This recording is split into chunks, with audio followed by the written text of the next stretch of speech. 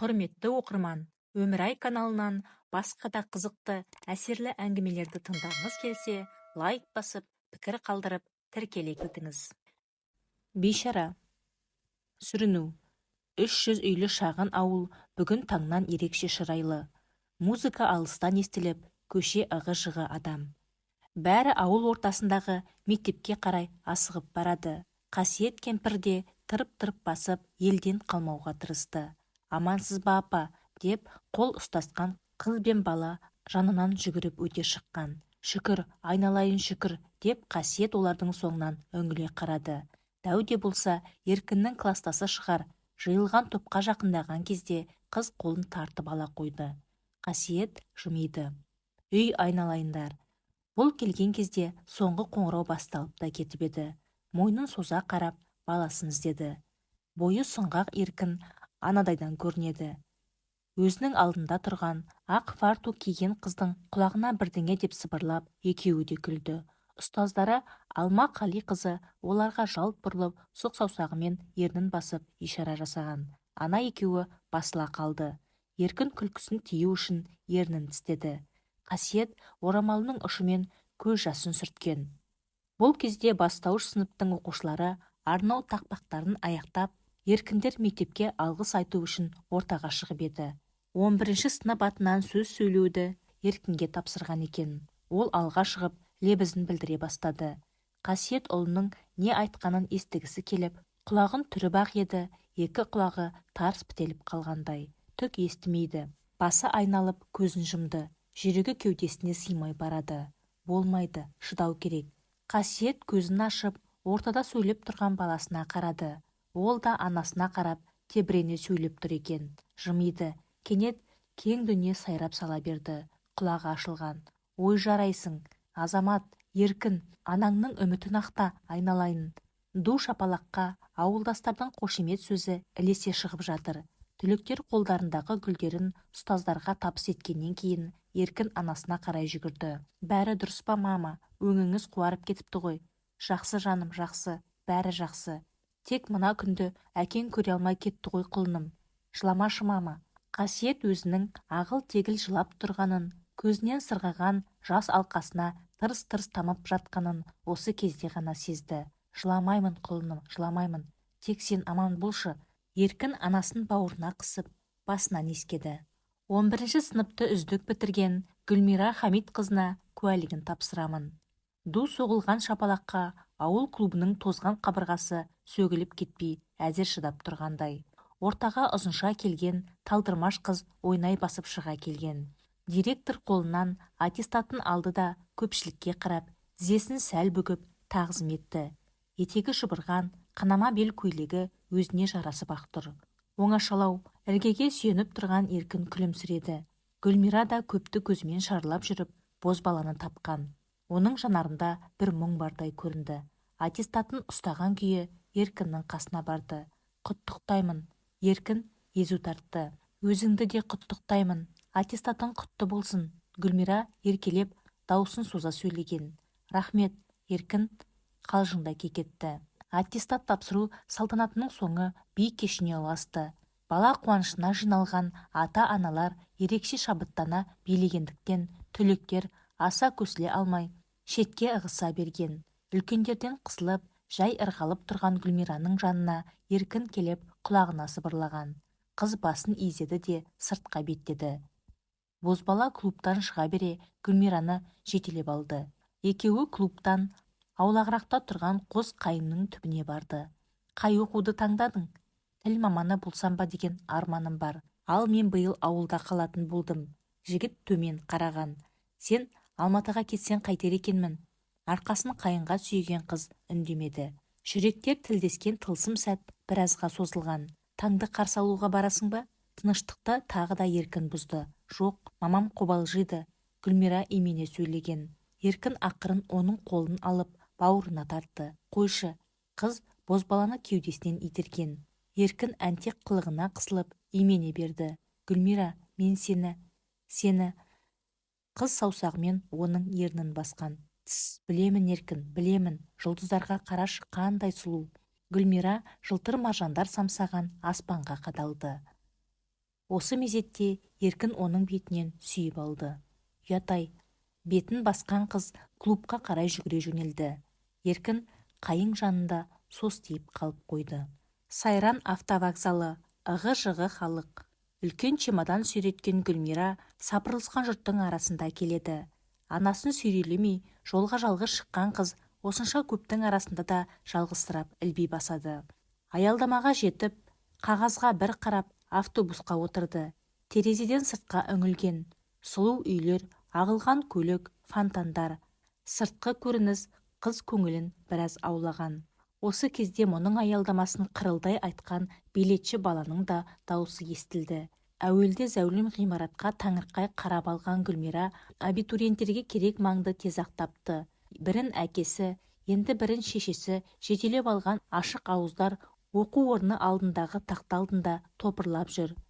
Қысылысып жүріп, өзіне керекті біліп алған қыз енді уақытша тұратын жердің қамын ойластыра бастаған. Қой, 4-5 күн бар екен, жетім бұрыштан бірдеңе табайық, деп қызның алдына түсіп жүре жөнелген сары қарын әйелдің соңынан бұл да қалмай автобусқа мінген.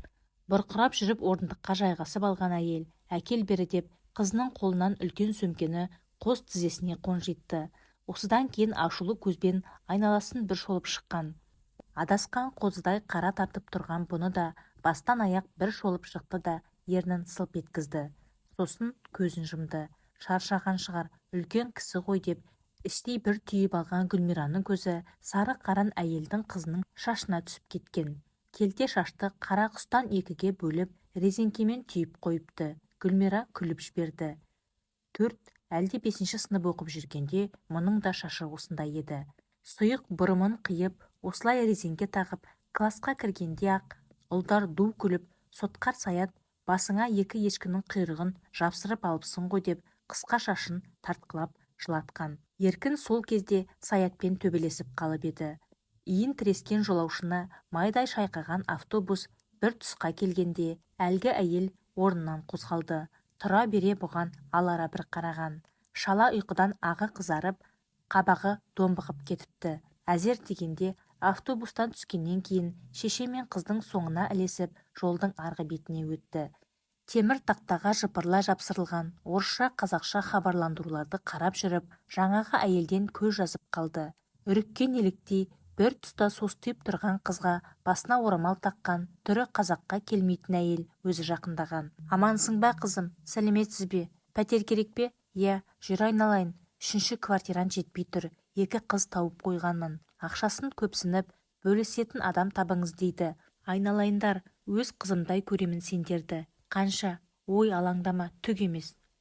Ауылдан келгендерді білеміз ғой. Аузы-аузына жұқпаған әйел бұны дедектетіп отырып, оқшау тұрған 2 қыздың жанын алып келді. Міне айналайындар, құрбыларыңды әкелдім, жүріңдер. 2 қыздың бірі қалалықтарша киінген екен. Тар джинсы, тоқ бөксесін бұлтитып, сидиған ұзын сирақтарын сұлу етіп тұр. Екіншісі өзі сынды, ауылдың сарауызы екенін бірден байқауға болады. Назира, джинсалы қыз бұған қолын созды. Гүлмира, әсел, Гүлмира. Қол алып қысқа танысқан қыздар әлгі әйелдің соңынан ілесті. Таксиге отырғаннан кейін әйелдің аузы жол бойы тыным таппады. Есімі Надира екен. Өзінің күрт екенін, қазақтардың жақсылығын көп көргенін, енді сол жақсылықты қайтарғысы келетінін айтып, біраз сыр шашпа мінез көрсетті. Гүлмира мен әселдің кексе қатынға жаны ашып, үйіп қалған еді. Тек Назира ғана мырс етті. Мұны байқап қалған Гүлмира оның қылығын жақтырмай қабақ шытқан. Аула кең екен. Қақпадан ішке кіргенде оң қапталда келісті үй тұр. Сол жақта шағын, сырты сұрықсыз кілет. Әйел бұларды сол күркеге қарай бастаған. Есігін шалқасынан ашып, босағадағы түймені басып шам жақты. Міне жататын жерлерің. Су әжетхана далада, деді. Қыздар аласа төбелі жалқы бөлмеге шошына қарады.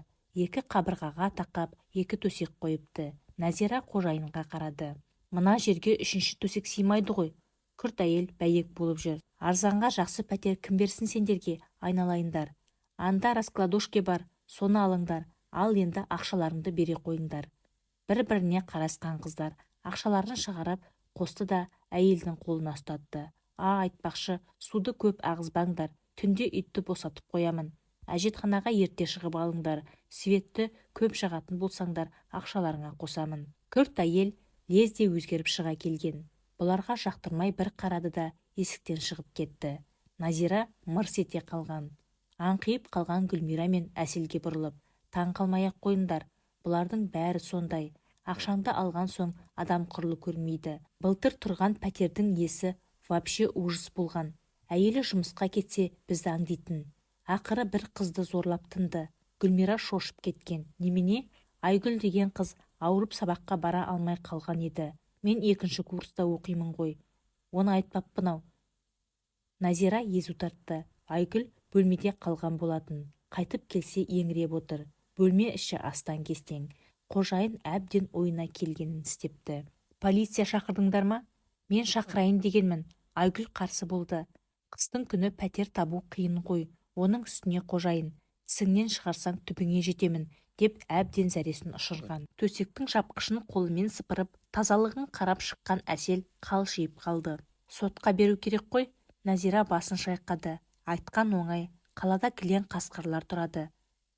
Ал ауылдың қыздары, жалпы адамдар қойсынды, жуас. Гүлмира төсектердің бірінде отырған болатын. Қазір Айгүл қайды? Назира мұңайды. Сол үйде тұрып жатқан шығар. Не? Сол үйде тұрып жатқан шығар деймін. Ол кейіннен қожайынның көңілдесі болып алды. Көктем кезінде әйелі біліп қойып Айгүлмен жұлысқан болатын. Сөйлесіп едім, подружкам, осы еркекке қалай да тиіп аламын. Үйі машинасы бар деп безеріп отырып алды. Содан соң мен ол пәтерден кетіп қалдым. Онысы қалай? Әсел мен Гүлмира жамырай сұрады. Солай, ауылдан келген жас қыз қасқырға айналды. Өздері айналдырды. Назира бір күрсініп алды да сыртқа беттеді. Ауланы көріп келейінші. Гүлмира оның көзінің түкпірінде бір құпия жасырынып жатқанын байқады. Апелляциялық комиссия. Қалың жұрттың ортасынан әзер өткен Гүлмира ішке кірді. Дәлізбен жүріп отырып, күзетшілер көрсеткен есікке енді. Төрде стол басында жалғыз адам отыр. Сақалды кісі гүлді шыт көйлек киген, қолаң шашты сұлу қызды ішіп-жеп қарайды. Көзі оқтаудай балтырларға қадалды. Ыңғайсызданған Гүлмира етегін сипағыштай берді. Орындықты алып, ана жерге отыр қалқам. Профессор үстелден 2 метрдей жерді нұсқады. Жайғасқаннан кейін Гүлмира өз мәселесін айта бастаған. Балым аз болып шықты.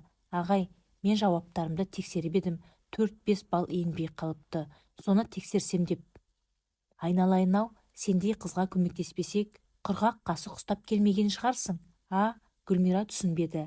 Қазақ деген дана халықта құрғақ қасық ауыз жыртады деген сөз бар қызым. Жадайыңды жөндеп айтсаң, оқуға түсесің де кетесің. Ертең студентпін деп ауылыңнан сүйінші сұрайсың.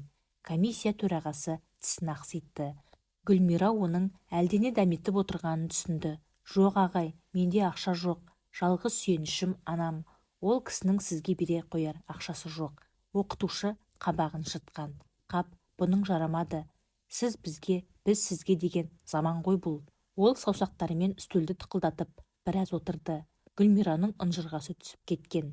Егер білімім, алған балым жетіп тұрса, неге ақша беруім керек? Кімге керек сенің білімің? Ақшаң жоқ болса, ауылда қала беруім керек еді. Оқытушыда адам нан жеу керек. Онда әр емтихан үшін ақы төлеуім керек. Оны білуші ме едің? Гүлмира басын шайқады. Міне солай, қалталарың тесік екеніне қарамастан Алматыға жүгіресіңдер. Негізі сен секілді қыздар басқа да жолын табады оқуға түсудің. Тым көрікті екенсің. Сүмірейіп отырған Гүлмира басын көтеріп, оның бетіне қарады. Кешкісін қолың бос па? Ол тағы ақсиды. Теке сақалы шошаң ете қалды. Не дейсіз? Басы қатып отырған Гүлмира профессорға қарап еді, оның екі көзі бұның аяғына түсіп отырғанын көрді. Ішіп жеп барады. Шолақ, желбірлі көйлектің етегін қанша тартқыласа да, жып-жұмыр тізесін жапқанға келмеді. Не дейсіз?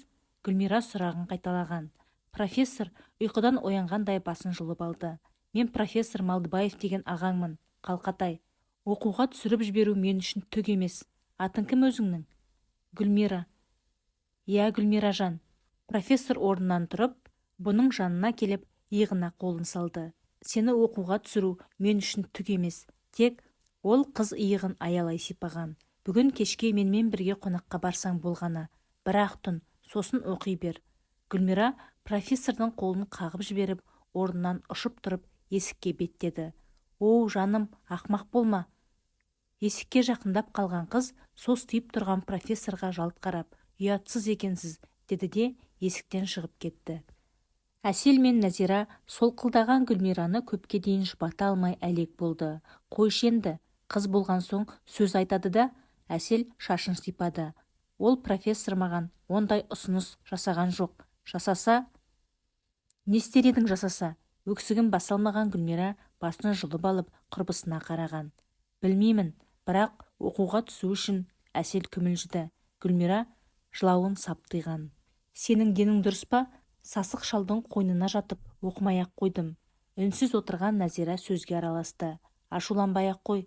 Жемтік көрген құзғындай қадалатын жалғыз сол профессор деймісің? Ол орнынан тұрды. Алайда Малдыбаев ең атақтысы. Қыздарды саяжайына апарғыш, бірақ көмегі де көп. Гүлмираның көзі атыздай болды. Сені де апарды ма? Нәзира үндемей теріс бұрылып, төсегіне етпетінен құлай кетті. Гүлмира қайта еңіреп жіберген. Әсел мен Гүлмира біраз жерді аралады. Оқудан жолы болмаған екеудің ауылға қайтуға құлқы жоқ еді. Бір жыл шыдап қайта тапсырып көрмек. Ендігі ойлары жұмыс тауып күндерін көру. Требуется деген жазуы бар біраз кеңсеге кіріп көрді. Ақыры газеттен қарап, еден жуушы деген жарнама бойынша телефон шалды. Рас, бос орын бар екен. Міне екеуі былғарымен қапталған әдемі есіктің қарама-қарсысында отыр. Хатшы қыз шығып ішке меңзеді. Қыздар кең кабинетіне кіріп, есік аузында тұрып қалғанда, беті жып-жылтыр, қасқа маңдайлы, жылмақай көз адам орнынан көтерілген. Қыздар, сіздер ме жұмыс іздеп жүрген? Танысып қоялық. Менің атым Асқар Нұртаевич. Ол көтеріліп келіп, екі қызға қолын берді. Гүлмираның сүйріктей саусақтарын ұзағырақ ұстаңқырады. Көзі жылт ете қалған. Еден жуушы керек дегенді естіп келіп едік. Әсел өткірлігіне басты. Жақсы, сіздің есіміңіз кім? Әсел, сіздей қыздарды жұмысқа алмасақ, несіне адам болып жүрміз? Қане, хатшыға бара беріңіз. Сіздің құжаттарыңызды қабылдап алып, реттестіре берсін. Зыпылдаған фирма бастығы Әселді қолтығынан ұстаған күйі жетелеп апарып есік ашты да. Зинуля, мына кісінің құжатын қабылдап алсын, кадр бөліміне айтыңызшы, деді. Сосын қайта келіп, бұған тесірейе қарады. Сенің атың кім? Гүлмира. Гүлмира, қандай әдемесім. Мынадай көркіңмен сен де еден жумақшысың ба? Енді оқуға түсе алмай қалған соң, келесі жылы тағы да бағымды сынап көрмек едім. Төмен қараған Гүлмира бұрымының ұшын шиыра берген. Түсесің, міндетті түрде түсесің.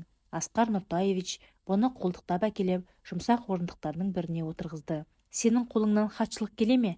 Жоқ, ештен етпейді, үйреніп аласың. Түк қиындығы жоқ. Маған хатшы боласың. Сіздің хатшыңыз бар ғой. Кім? Зинуля ма? Тым сылбыр. Алмастырсам ба деп жүр едім. Дұрыс болды. Сен маған дүйсенбі күні кел, мәселеңді шешіп қоямын. Аяқ асты жақсы жұмыс табылғанына қуанып кеткен Гүлмира, рахмет ағатай, рахмет деп есікке беттеді. Рахметті кейін айтарсың, айлығыңды сұрамайсың ба әуелі?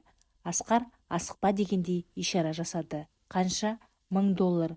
Гүлмира секіріп жібере жаздаған. Мына мейірімді жанның бетінен сүйіп алғысы келді. Рахмет ағатай, рахмет. Әсел бұны далада тосып тұр екен. Есіктен жадырап шыққан Гүлмираға таңырқай қарап, қуанышты кейіппен, сені де алдыма деді. Аха, ура, екеуміз бірге жұмыс істейтін болдық. Дөңгелек бетті, тәмпіш танаулы, аласа бойлы Әсел бұны қолынан ұстай алып, айналып жүр. Сен де құжат өткіздің бе? Жоқ, дүйсенбі кел деді, хатшы боласың деді. Әселдің түсі бұзылып кеткен. Неге? Гүлмира да аңтарылып тұрып қалған. Білмеймін. Онда мен де еден жумаймын.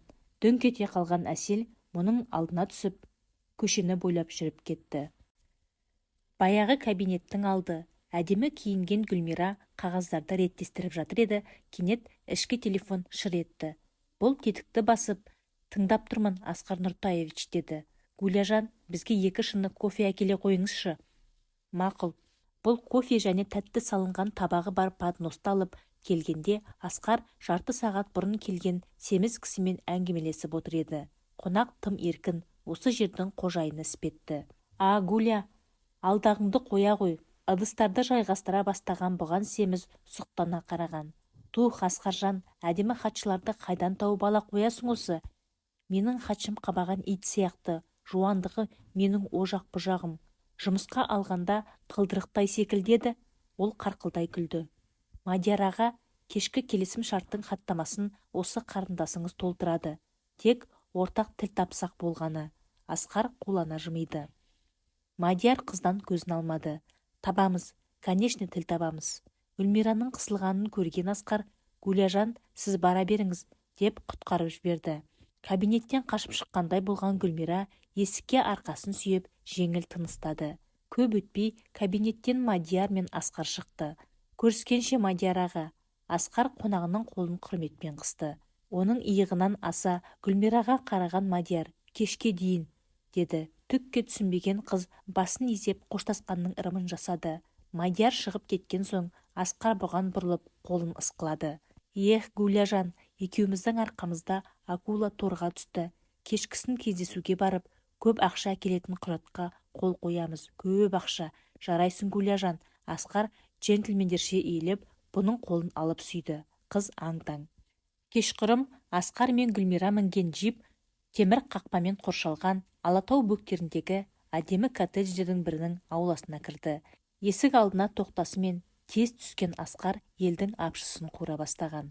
Тез болыңдар, қонақ келетін уақыт болып қалды, деп даяшылар мен күзетшілерді асықтырып жүр. Сосын папкасын ұстап, зәулім үйге сүйсініп тұрған мұның жанына келді. Қатырған мына, сапалы ағаштан салдырдым. Мадияр ағалардың арқасы ғой, тілін тапсаң сенде де болады бұндай үй. Жүр кірейік. Асқар бұның белінен құшақтап еді, қыз жаймен ғана алып тастады. Жігіт ыңғайсызданғандай болды. Сосын қалпағын шешіп, тағзым еткен мушкетерлерше иіліп, мархабат деді. Ол алға түскен Гүлмираға ілесіп есіктен кірді. Гүлмира қағаз қаламдарын дайындап, өздері әкелген құжаттардың қатесін тексеріп, реттестіріп жатқан кезде Мадияр да келген. Жанында серейген бір жігіт бар. Ішке енгеннен кейін жігіт бөлмелерді көзбен сүзіп шықты да қайта сыртқа кетті. Гүлмира күзетшісі болар деп тұспалдады. Алматыда жеке күзет ұстайтын мұндай мықтылар көп екенін қызметтестерінен қанық болған. Көруі бірінші рет.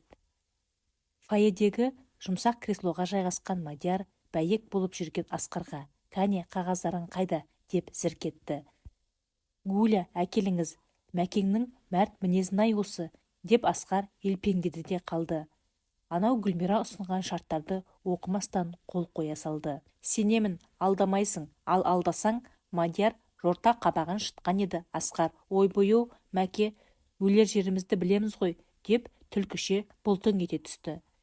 Үйренген кәнігі тірлігі. Мадияр рахаттанып үйді басына көтере күлген. Мадияр аға, жүріңіз, дастархан дайын. Орнынан ыңырана көтеріліп, мәзірлі бөлмеге қарай беттеген Мадиярды Асқар қолтығынан демей жүрді. Қонақты орнықтырғанда Гүлмира есіктен ымдап Асқарды шақырды. Аға, мен жүре берейін, қағаздарды реттеп таңда үстеліңізге қойып қоямын. Не дейді? Әу Гүлмира, қазақ емессің бе? Астан аттап қалай кетпексің? Жүр ауыз ти. Содан соң шопыр апарып салады. Кеш болып кетеді аға, жүре берейінші, деп еді. Асқар бой бермей сүйрегендей етіп дастархан басына отырғызды. Мадияр бұған назарында салған жоқ. Асқар мен Мадиярдың думаны ұзаққа ұласты. Түн ортасы боп қалдау, деп ойлады қызу еркектердің лепірме сөздерінен басы ауырған Гүлмира. Бірақ амалы жоқ, отыр. Туыстардың арасындағы жаңа келісім үшін алып қояйық. Ура, ура, ура. Асқар стаканды төңкере салды. Мадияр да сөйтті. Сосын мазасы кетіп, үстел басында шоқиып отырған Гүлмираға қараған. Қатының, тойст, хатшың неге ішпейді, мені сыйламайтын болып тұр ғой. Онда никакой контракт, ішсін давай. Қолын сермеген Мадияр бір-екі ыдысты ұшырып жіберді. Ағай, мен ішпеуші едім. Гүлмира қипақтай бастады. Асқарға қарап, Асқар аға, үйге қайта берейінші, деп қиылды. Нешеуа барасың? Мадияр аға, өтініш еткенде ішпеуге болмайды. Кәне, мынаны тартып жібер. Асқар арақ құйылған стаканын бұған тықпалай берді. Сосын құлағына. Ал, әйтпесе контракттан айырыламыз, деп сыбырлады. Ішпеймін ғой, іш, зілді сөйлеген Асқар арақты бұның көмейіне аудара салған. Өңеші өртенген Гүлмира тұншығып қалып еді. Асқар бұған су ұсына беріп қарқылдай күлді. Оған Мадияр қосылған. Осы кезде күзетшілер әлем тапырақ боянған екі қызда келіп кіргізген болатын. Олар бірден Асқар мен Мадиярдың тізесіне жайғасты. Тост, Асқар жаңағы қызды итеріп тастап, стаканын ұстаған күйі орнынан ұшып тұрды. Алматының төсінде Алатаудан да асқан азаматтар бар. Ол менің Мадияр ағам. Өзгеге жем болған қазақтың жыртысын жыртқан осындай ағалар аман болсын. Мен сияқты інілерін қолпаштап көтере берсін. Ізет жасауға біз әзір. Елім деп жарға құлағы жастыққа тимей жүрген алып ағамыз үшін алып қояйық. Ол ыдыстағыны сарқа ашты. Қыздар да қыл аяқты рюмкаларын еріндеріне апара берген. Мадияр, сізден кейін деп Гүлмираға қиылды. Ағай, никакой ағай, ал давай. Асқар күштеп жатып, бұл стаканды да алдырды. Осыдан кейін Гүлмираның басы шыр айналған.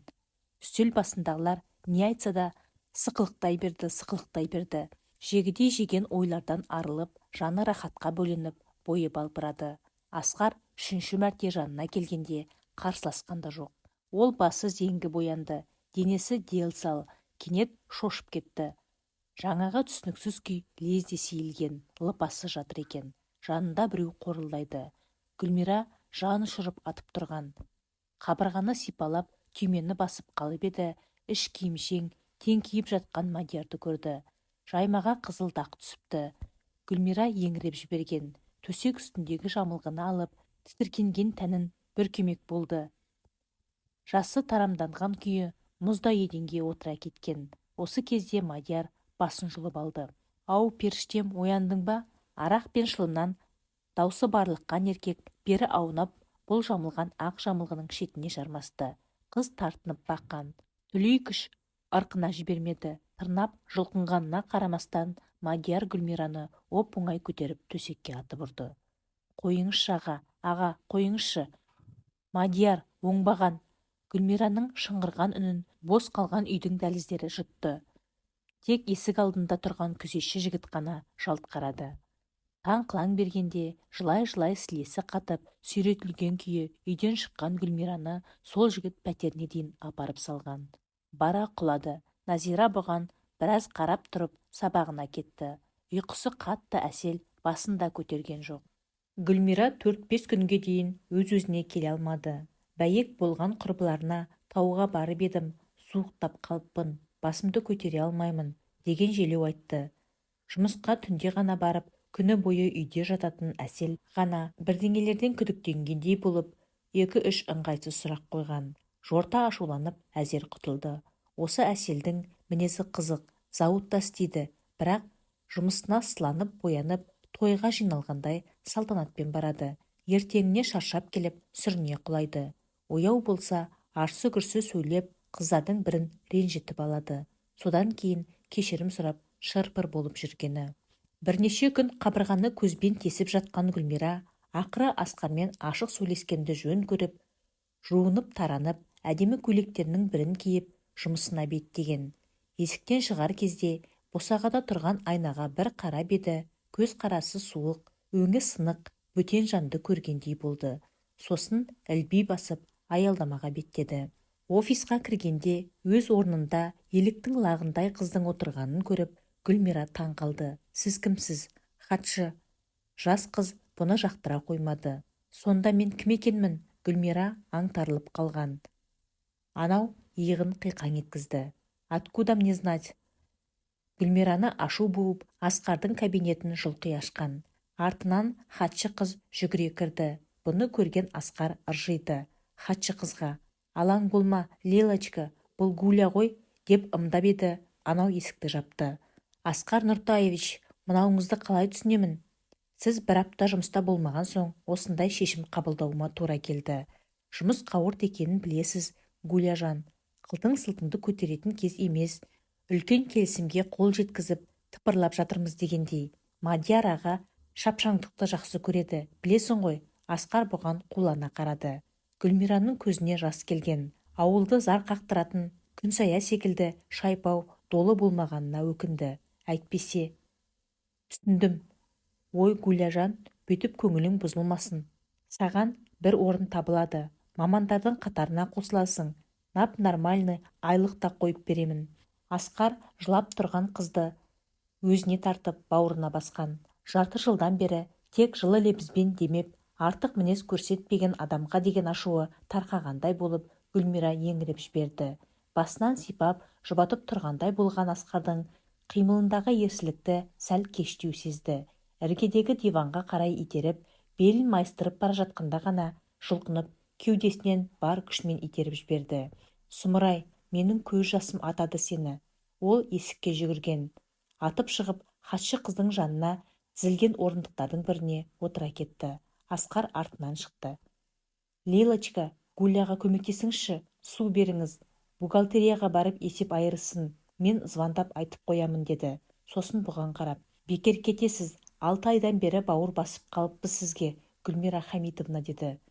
Бүкшиген күйі жасы тарамдап отырған Гүлмира Асқарға жирене қарады. Хозяйка ақшаны тездетіңдер деп жатыр.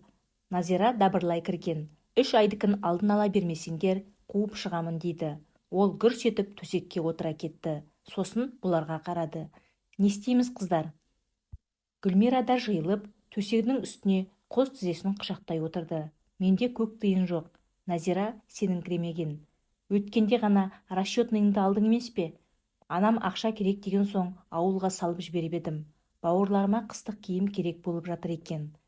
Вот это номер. Назира төсекке шалқалай жатты. Тиынын түгіл ұстатпасақ, ана долы бәрімізді далаға айдап шығудан тайынбайды. Сен ақша сұрастырып көрсеңші таныстарыңнан. Кім береді маған? Осы кезде етпетінен жатқан Әсел бұйра-бұйра басын көтерген, беті көлкілдеп тұр. Бас жағына қол созып, темекі алды да оттықты шық еткізіп темекі тұтатты. Неге дауласып жатырсыңдар? Ана хозяйка ғой. Назира осыны айтып, аузын жиғанша есік шалқалай ашылып, үй иесі кіріп келген. Ну что, айттың ба подружкаларыңа? Ол сұрақты Назираға қойды. Айттым, бірақ Гүлмирада ақша болмай тұр. Онда шықсын. Тегін тұратын әкесінің үйінде жатқан жоқ. Әсел шыдамай кеткен. Шыққаны қалай? Осы айдың ақшасын беріп қойдық емес пе? 10 күні ғана қалды, 10 күн. Әйелдің көзі аларып кетті. Осы уақытта 3 айдың ақшасын тауып бере алады ма мынау? Ол Гүлмираға саусағын шошайтты. Табады. Әсел күңк ете түсті. Сіз алғаныңызға риза болыңыз. Туалет секілді жерге 20 мыңнан төлеп жатырмыз. Еще недовольна. Жағдай ушығып кетеме деп сасқалақтаған Назира басу айтуға кіріскен. Қойшы Әсел, үлкен кісі ғой, қойшы. Оның үнінде жалыныш бар еді. Шығыңдар, салдақылар. Шық үйімнен. Хозяйканың езуі көпірді. Осы кезде Әсел жастығының астынан бір буда ақша суырып алған. Кетеміз. Мына ақшаға Алматының қалаған жерінен ойып тұрып пәтер табамын. Жиналыңдар, қыздар. Кексе әйелдің тілі байланып қалып еді. Өңі бұзылды. Ой, Әселек, қойсаңшы енді, жаман апаңның сөзіне шала бүлінбей. Назок. Ол чемоданын алып жатқан Назираның қолына жармасты. Қойыңдар, айналайындар. Гүлмираға ұрыссам қызым емес пе? Берер ақшасын. Әйелдің көзі Әселдің қолында судыраған буманы ішіп жеп барады. Болды енді, айналайындар. Аналарыңдай адам емеспін бе? Қойыңдар. Қыстың көзі қырауда қайда бармақсыңдар? Суық тиеді ғой. Ол жарым сақтанып барып Әселдің қасына отырды. Басын сипады. Айналайындар. Әсел оған жақтырмай қараған. Сосын қолындағы ақшадан кішкенесін сындырып алып ұстатты. Міне тағы бір айдың ақшасы. Қылқылдайтын болсаңыз тайып тұрамыз. Мақұл қызым, мақұл.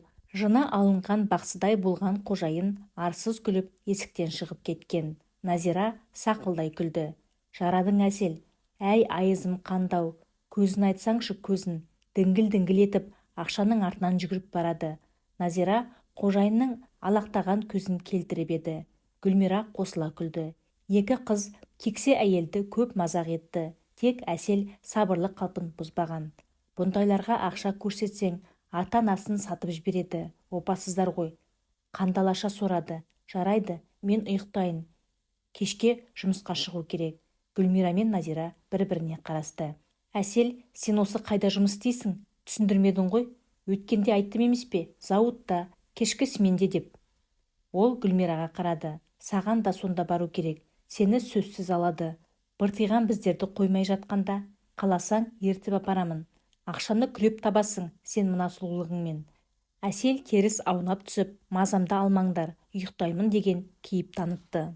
Қолына пакет ұстаған Гүлмира вакансияларды қарап, бір ай ішінде біраз жерді аралады. Автоматтан звондай бергенді қалтасы көтермейді. Әселден қарызға алған азын-аулақ ақшасын үнемдеймін деп автобусқа да отырмады. Көп жерді жаяу шарлап, сілесі қатты. Зауытқа барып, ауыр жұмыс істегісі келмеген.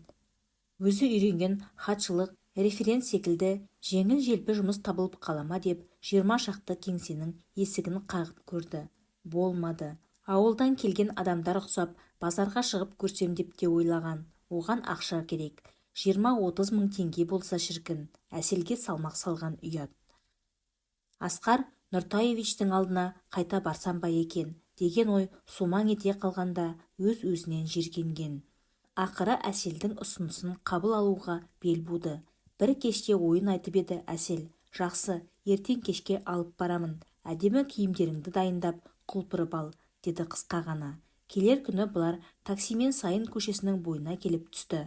Анадай жерде 3-4 қыз тұр екен. Әселді көріп, алыстан қол бұлғап, привет деп дауыстады. Привет. Әсел солай жүрді. Гүлмира соңына ілесе беріп еді, кілт тоқтады. Сосын бұған бұрылып, иегімен көшені меңзеді. Міне Гүлмира, мынау ұрықтандыру зауыты. Қағынған айғырлардың бәрі осында келеді. Жындымысың? Гүлмира оған бағжия қараған. Саумын, және сен секілді қарызға белшеден батып жүрген жоқпын. Әсел ернін сылп еткізіп, езуіне темекі қыстырды. Қаласаң қал, қаламасаң жолың әне. Ақшадан қашасың ба? Бара бер. Гүлмира жалт бұрылып, көше бойымен кете берген. Әсел соңынан айғайлады. Жолың болсын. Осы кезде Гүлмираның жанына шиқ етіп қымбат көлік тоқтаған. Жұмыс дейсіз бе? Қара көзілдірік таққан, галстугы бар әдеміше жігіт екен. Гүлмира үрке бір қарады да кете берді. Осы кезде мұны Әсел қуып жетіп құшақтай алған. Істейді, тек настроениесі болмай. Сіз сәл күте тұрыңызшы қазір. Әсел мұны құшақтап тұрып, құлағына сыбырлаған. Келіспейтін болсаң, ертең ақшамды қайта да көзіңді құрт. Сені асырау менің міндетім емес, өзіңше болып. Сенің саудаң біткенін мен сезбеді ғой деймісің? Давай бар. Әсел мұны ақырын сілкіп алған. Мамам, бауырларым, маған енді ондай ертек айтпа. Әр айғырға таланып, жұлым-жұлым боп жүріп, сенің көз жасыңды сүртетін мен емес. Жігіт сигнал беріп еді, Әсел оған жалт қарап, қазір, сәл шыда деді. Сосын бұған қарап, ұқтың ба деген. Гүлмира үндемеді. Әсел көліктің жанына жетіп барып, ашық терезеден үңіле қарай тілдесіп, бұған қайта келген. Бар енді подруга, риза етсең ақшаңды аямайтын жігіт екені көрініп тұр. Бір трагедиясы бар шығар, әйтпесе мұндайлар Сайынға жоламайды. Бар. Гүлмира тартыншақтай берген. Қанша береді екен? $500, тіпті 1000 беруі мүмкін. Әсел шырқырап барады. Барсаңшы, менің де Нәзираның да қарызын бір-ақ күнде беріп құтыласың. Құрбыларына масыл болғанына күйінген Гүлмира ернін қымқыра тістеп, Әселге ашулана қарап алды да көлікке беттеді. Артқы есікті ашып отырғаны сол еді, жігіт артқа бұрылып, 3 жасыл қағазды алдына тастай берді. Мынау аванс, Бекеш, құрбың сені таза деді. Егер көңілімнен шықсаң, 2 есе қосамын үстіне. Кеттік пе? Жігіт көзілдірігін шешіп бұған қараған. Менің атым Нұрлан. Мынадай келбетті азаматтың жезөкшелер ордасында не істеп жүргенін ұға алмаған Гүлмира басын изей салды. Қара көлік жылжыды. Таңға жуық Гүлмираны өзі тұратын көшенің басына келіп тастаған кезде Нұрлан тағы ақша ұсынды. Гуля, мен әр сенбі кешкісін келіп тұрамын. Ақшаны осы көлемде төлеймін. Келістік пе? Гүлмира қыстығып, мен қарызымнан құтылу үшін ғана. Енді қайтып ол жаққа жоламаймын. Қош болыңыз, Нурик деді. Сау бол, кездескенше. Таң жарығымен табиғаттың шебер туындысын көргендей болып, тамсанған жігіт қыз соңынан көп қарады. Бос көшемен жалғыз ілбіп барады. Періште, күнә отына қанаты күйген, қара жердің әр қиыршығы табанына қатты бататын періште. Әй, бұл да менің қатыным секілді, көп сайқалдың бірі ғой. Жігіт көлігін оталдырды. Гүлмира еппен басып үйге кірді де төсегінің бұрышына отырды. Нәзираның төсегі бос. Аузы ашылып ұйықтап жатқан Әселге жирене қарады. Сосын өзінен жеркенді. Жастығын құшақтай құлап еді. Қолы қағазға тиді. Хат екен. Тез ашып, терезе жарығына жылжып оқи бастады. Гүлмираш, қарашығым, бізге алаңдама, інілерің шауып жүр. Бекетай аяқ киімін тағы жыртыпты. Гүлмира әпкең келсе, жаныңды шығарады деп қорқытып қойдым. Гүлмираш, жаным, менде саған салар ақша жоқ. Өз тапқаның өзіңе жетсе болғаны. Бізге алаң болма. Ақша саламын деп әуреге түспе. Ел ішінде өлмеспіз. Сенің маған ақша жіберіп жүргеніңді білсе, табалайды ғой ағайын.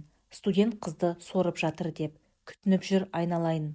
Әкеңе тартқан намысқой қыз едің ғой. Сенімімнің туын жықпа Гүлмиражан. Сәлеммен анаң Айнаш. Гүлмира жастығын алып, аузын басты. Екі иығы селк-селк етеді. Тағы да Сайын көшесі. Жеңіл киінген Гүлмира таныс көлікті көріп, теріс айнала берген. Бірақ Нұрлан тежегішті басты. Гуля, терезесін түсіріп, қатарласа жылжыған жігіт бұрылмауға амал қалдырмады. Гүлмира жақындап келген. Сіз екенсіз ғой, отыр. Жігіт үні қатқыл естілген. Бұл әдетінше көліктің артқы орындығына жайғасты. Машинасын қозғаған Нұрлан артына бұрылмастан. Өткенде бұл жерге жоламаймын деп едің ғой. Өзіңіз жоқ болып кеттіңіз. Сонда да голод не тетка дейді орыстар. Гүлмира шылым тұтатты. Айнадан қараған Нұрлан ол қылығын жақтырмады. Саған темекі тартқан жараспайды екен. Зато нервымды успокаивать етеді. Бір айдың ішінде өзгеріп кетіпсің, Гуля. Амал нешік, өмір қатыгез. Біз бір жерге барамыз ба? Мен ақша табуым керек. Нұрлан теріс қарап отырған күйі 3-4 қағазды артқа лақтырып жіберген. Мә, аванс. Гүлмира тез жинап ала қойды. Таста темекіні. Мен саған көлікте шегуге рұқсат берген жоқпын. Гүлмира түймесін басып, терезені сәл сырғытты да шылымын сыртқа шертіп жіберді. Бүгін қоңыр дәптерді қолына алғысы келді. Әуелді түнімен сырлас болған, сырты тоза бастаған дәптерін де біраздан бері ұстамапты. Еппен ашып парақтай бастады. Кей тұста көк сия жайылып кетіпті. Тырыс-тырыс тамған көз жасы ғой. Гүлмира сия жайылған жерді саусағының ұшымен сипады. Көз алдына ауылы, анасы, соңғы қоңырау еркін елестеді. Аққайың. Дәптерге тағы 2 тамшы жас тамды. Парақтап отырып, соңғы жазбасына да жетті. Одан әрі ақпарақ. Жазбаны оқи бастады. Мен сені сағындым, ауылым. Ал қайта оралайын десем, бет жоқ. Мектепте оқып жүргенде имене қарайтын қараторы бозбала мен алғашқы сезімнің куәгері болған аққайыңнан ұялам. Кеше анама тағы хат жаздым. Жұмыс істеп жатырмын, оқуым жақсы деп уаттым. Жолымды тосып жаутаңдаған бейбақ пен бауырларымды. Менің қос бұрыммен қатар инабатты құрбан етіп, жапырақсыз қалған ағаштай тұлдыр күйде көше кезіп жүргенімді білсе байғұс анам жынданып кетер. Сондықтан мен саған бара алмаспын, ауылым. Басқа амалым бар ма? Дәптерін жауып, кеудесіне қысқан Гүлмира өксіп жіберді. Дура, ты дура. Әсел бұрқылдап жүр. Чё не предохранялась-то, дура? Нурик қой, жасандылықты жек көрем деп. Гүлмира еңіреп жіберді. Кіріп келген Назира екеуіне сұраулы жүзбен. Не болып қалды деген. Әсел шап ете қалды. Не болушы еді? Залетела еді дура. Қалай қайда жүріп? Назира бұның жанына отыра кеткен. Қайда болушы еді? Сайнада серуен құрамыз біздер. Сайнада. Ашулы Әсел шаңқ-шаңқ етеді. Клиенттердің көңіліне қараймын деп бәлеге душар болдық. Ол темекіні құныға сорды. Сайнасы несі, заводшы, сендер? Назира шошынған. Әсел мырс ете түсті. Сен қалай ойлап едің? Откуда деньги, шмоткалар қайдан? Тамақты неге алып ішіп жатырмыз? Үшеуміз жинаған тиын тебен, соның бәріне жетеді деп ойлап па едің? Әсел Назираға тік қарады. Сен шынымен түк сезбедің бе? Қайдағы завод? Сонда сендер? Я, біз жезөкшеміз, жәләппіз. Жылап жатқан Гүлмира бақырып жіберген. Назира селт ете түсті. Сосын орнынан ұшып тұрып, заттарын жинауға кіріскен. Менің кеткенім дұрыс шығар. Темекісінің тұқылын өшіріп жатқан Әсел иығын қиқаң еткізді. Өзің біл. Бірақ бізді табалама. Біздің клиенттер сенің Малдыбаевтарынан әлде қайда адал. Қызуымызды шал-шауқанға рәсуа еткен жоқпыз. Бірақ өкініш бар. Сен ертең доктор әлде профессор боласың. ал біз күң болып қала береміз. Сен атаққа, біз ақшаға саудаландық. Біліп жүр, так что, чау, подруга. Назира тез-тез жиналып, тіс жармастан шығып кетті. Толғақ ащы болды. Белі сынып кетердей сырқырап, жанын қоярға жер таппады. Ыңырана берді. Әсел мен күрт әйел су әзірлеп, құрғақ мата дайындап, зыр қағып жүр. Мынауымыз қылмыс, скорый шақыру керек. Болмайды, тіркеуге алады, сосын аты жөнін жазып қояды. Ал Гүлмираға баланың түкке керек жоқ. Әсел нық сөйледі. Сонда баланы қайтпексіңдер, қой айналайын, қартайғанда сотталатын шамам жоқ. Үй иесі легенді орындыққа қоя салып, шығып кетпек болып еді, Әсел қолына жармасып, алақанына ақша қыстырды. Көмектесіңіз, біз білмейміз ғой. Ақшаны көргенде ыржың ете түскен әйел. Бәсе, өстпейсің бе? Жарайды. Шүберектерді ыстық суға малып әзірле, деп екі білегін сыбанды. Сосын өзі Гүлмираның жанына барып, толғақ келген кезде қатты күшен, жассың ғой, қиындық етпейді, деп етегіне үңілді. Сәлден соң Гүлмира шыңғырып жіберген. Күшен, енді аз қалды, деп күйбеңдеген әйел дем беріп жүр. Күшене түс, міне, жарадың қызым. Құрбысының бебеулеген үніне шыдамай, қос құлағын басып алған Әселге шырылдаған бала үні талмаусырап жетті. Ол орнынан тұрған кезде әйелдің қолындағы шақалақты көрді. Пышақты әкел, кіндігін кес, дегенді естіп, үстелдің үстіндегі сапын алып жақындай берді. Баланы жылы сумен жуып, жайма жыртысына орап бергеннен кейін үйдің иесі Гүлмираға келді. Мә еміз, әуелде Гүлмираның қытығы келді. Балақай ашырқана еміп жатыр. Ширақ, бір мезетте бойы балбырады. Ақырын ғана сәбиінің маңдайынан иіскеген. Бойынан ыстық жүгіріп өткендей болды. Гүлмира бөпесін қаққыштап ұйықтатып жатқанда Әсел де келді. Аяқ киімін шешіп жатып иек қақты. Қалай? Жақсы, таңда оянып алатын жаман әдет шығарыпты. Гүлмира еміреніп, кішкентайының танауын саусағымен басып қойды. Бұзық. Әсел орындыққа отырып, басын қабырғаға сүйеді. Шаршадым, көзін жұмды. Сосын қайта түзеліп, бұған барлай қарады. Қалай, ұйықтады ма? Гүлмира басын изеп, ұлын мейірлене иіскеді. Орнынан сүйретіле тұрған Әсел төсегіне барып жантайды. Гүлмира, саған жұмысқа шығу керек. Ол құрбысына қырын қарап жатты. Гүлмира үндемеді. Рас айтамын, менің тапқаным жететін емес. Қанша болды жанталасып жүргеніме. Соңғы 2 айда тіптен діңкелеп біттім. Дені дұрыс клиенттерім де жоқ. Гүлмира еркек пішінді Әселге аянышпен қарады. Ол болмаса, мұның соңғы 1 жылдары тағдыры қалай қалыптасары тек бір Құдайға аян еді. Сосын күрсінді. Баланы қайтем. Әсел орнынан көтерілді. Біраз оқталып отырды да, оны детдомға өткізу керек деп күңк етті. Немене, сені жын ұрған шығар? Гүлмира шошып кеткен. Тыңда, сен қазір баламен ешкімге сыймайсың, әлде ауылыңа апарасың ба? Әсел тым сүлесоқ. Гүлмира үндемеді. Одан да аты жөнін жазып, перзентхана алдына апарып тастайық. Дәрігерлер детдомға өткізеді. Кейін аяғыңа тұрып алғаннан кейін туып аласың. Гүлмираш. Жоқ Әсел, мынауың сұмдық, бара алмаймын. Өзің біл, мен сені асырауға міндетті емеспін. Шаршадым, кетем. Басқа қыздармен бірге тұрамын. Әсел темекі тұтатып еді. Гүлмираның жақтырмай ауадағы түтінді қолымен сейілткенін байқап қайта өшіре салды. Солай құрбым, мен кетсем, мына хозяйка да сені бір күнде тұрғызбайды. Ойлан, Гүлмира тырнағын тістелеген. Нурике айтсам ше, бар айт, жезөкшеден туған баланың соныкі екенін дәлелдеп бер. Әсел жақтырмаған кейіппен басын шайқады. Гүлмира сықсыңдап екі көзіне ерік берді. Оны жұбатпақ болып құшақтаған Әсел де өзін ұстай алмады. Екеуі ұзақ жылады. Жанардың кезекшілігі ауыр болды. Бір түннің өзінде 3 әйелге кесір тілігін жасаған дәрігерге қолқабыс етіп жүріп әбден болдырыпты. Дәрігер сәл тынығып алмақ болып ординаторскийге кіргенде бұл кезекші үстеліне қос қолын жастық етіп қойып мызғи бастаған. Сыртта ит абалап кеткенде басын жұлып алды. Перзентхана сыртындағы қоқыс жәшіктеріне бұралқылардың жиналатыны бар еді. Кейде өстіп сүйек саяққа таласып мазан алады. Жанар еріне қозғалып орнынан тұра бергенде қымбат Тілеш қызы да дәрігерлер бөлмесінен шығып сыртқа беттеген болатын. Есіктің алдына келіп таласқандар несі, қуып жіберейін, елді оятар, деп күңкілдеп барады. Кеш қимылдағанына қысылған Жанар тездете басып, қымбат Тілеш қызының алдына түсті де сыртқы есіктің кілтін бұрап ашты. Ірілі ұсақты 4-5 ит 10 қадамдай жерде ала сөмкені сүйрелеп жұлқылап жүр екен. Жанар әуелде өз құлағына сенбеді. Даладан жылаған баланың дауысы естілгендей болды. Қағыс естімепті. Бала дауысы иттер таласып жатқан ала сөмкенің ішінен шығады. Ойбай масқара! Тіс қаққан дәрігер мәністі ұға қойды. Дорбаға қарай тұра жүгірген. Аш иттер жан-жаққа безе жөнелді. Дорбаның замогын ағытқан дәрігер құндақтаулы баланы алып ішке жүгірген. Жаялықтарын ашқанда баланың денесіне, басына ит тісі батқанын көрді. Жанар, тез йод әкел, укол әзірле. Қан жоса баланы көрген Жанар болса талықсып құлап бара жатқан еді. Дәрігер сөмке ішінен бір парақ қағаз тауып алды. Ержан Нұрланов, тірі болсам сені тауып аламын, құлыным, деп жазылған екен.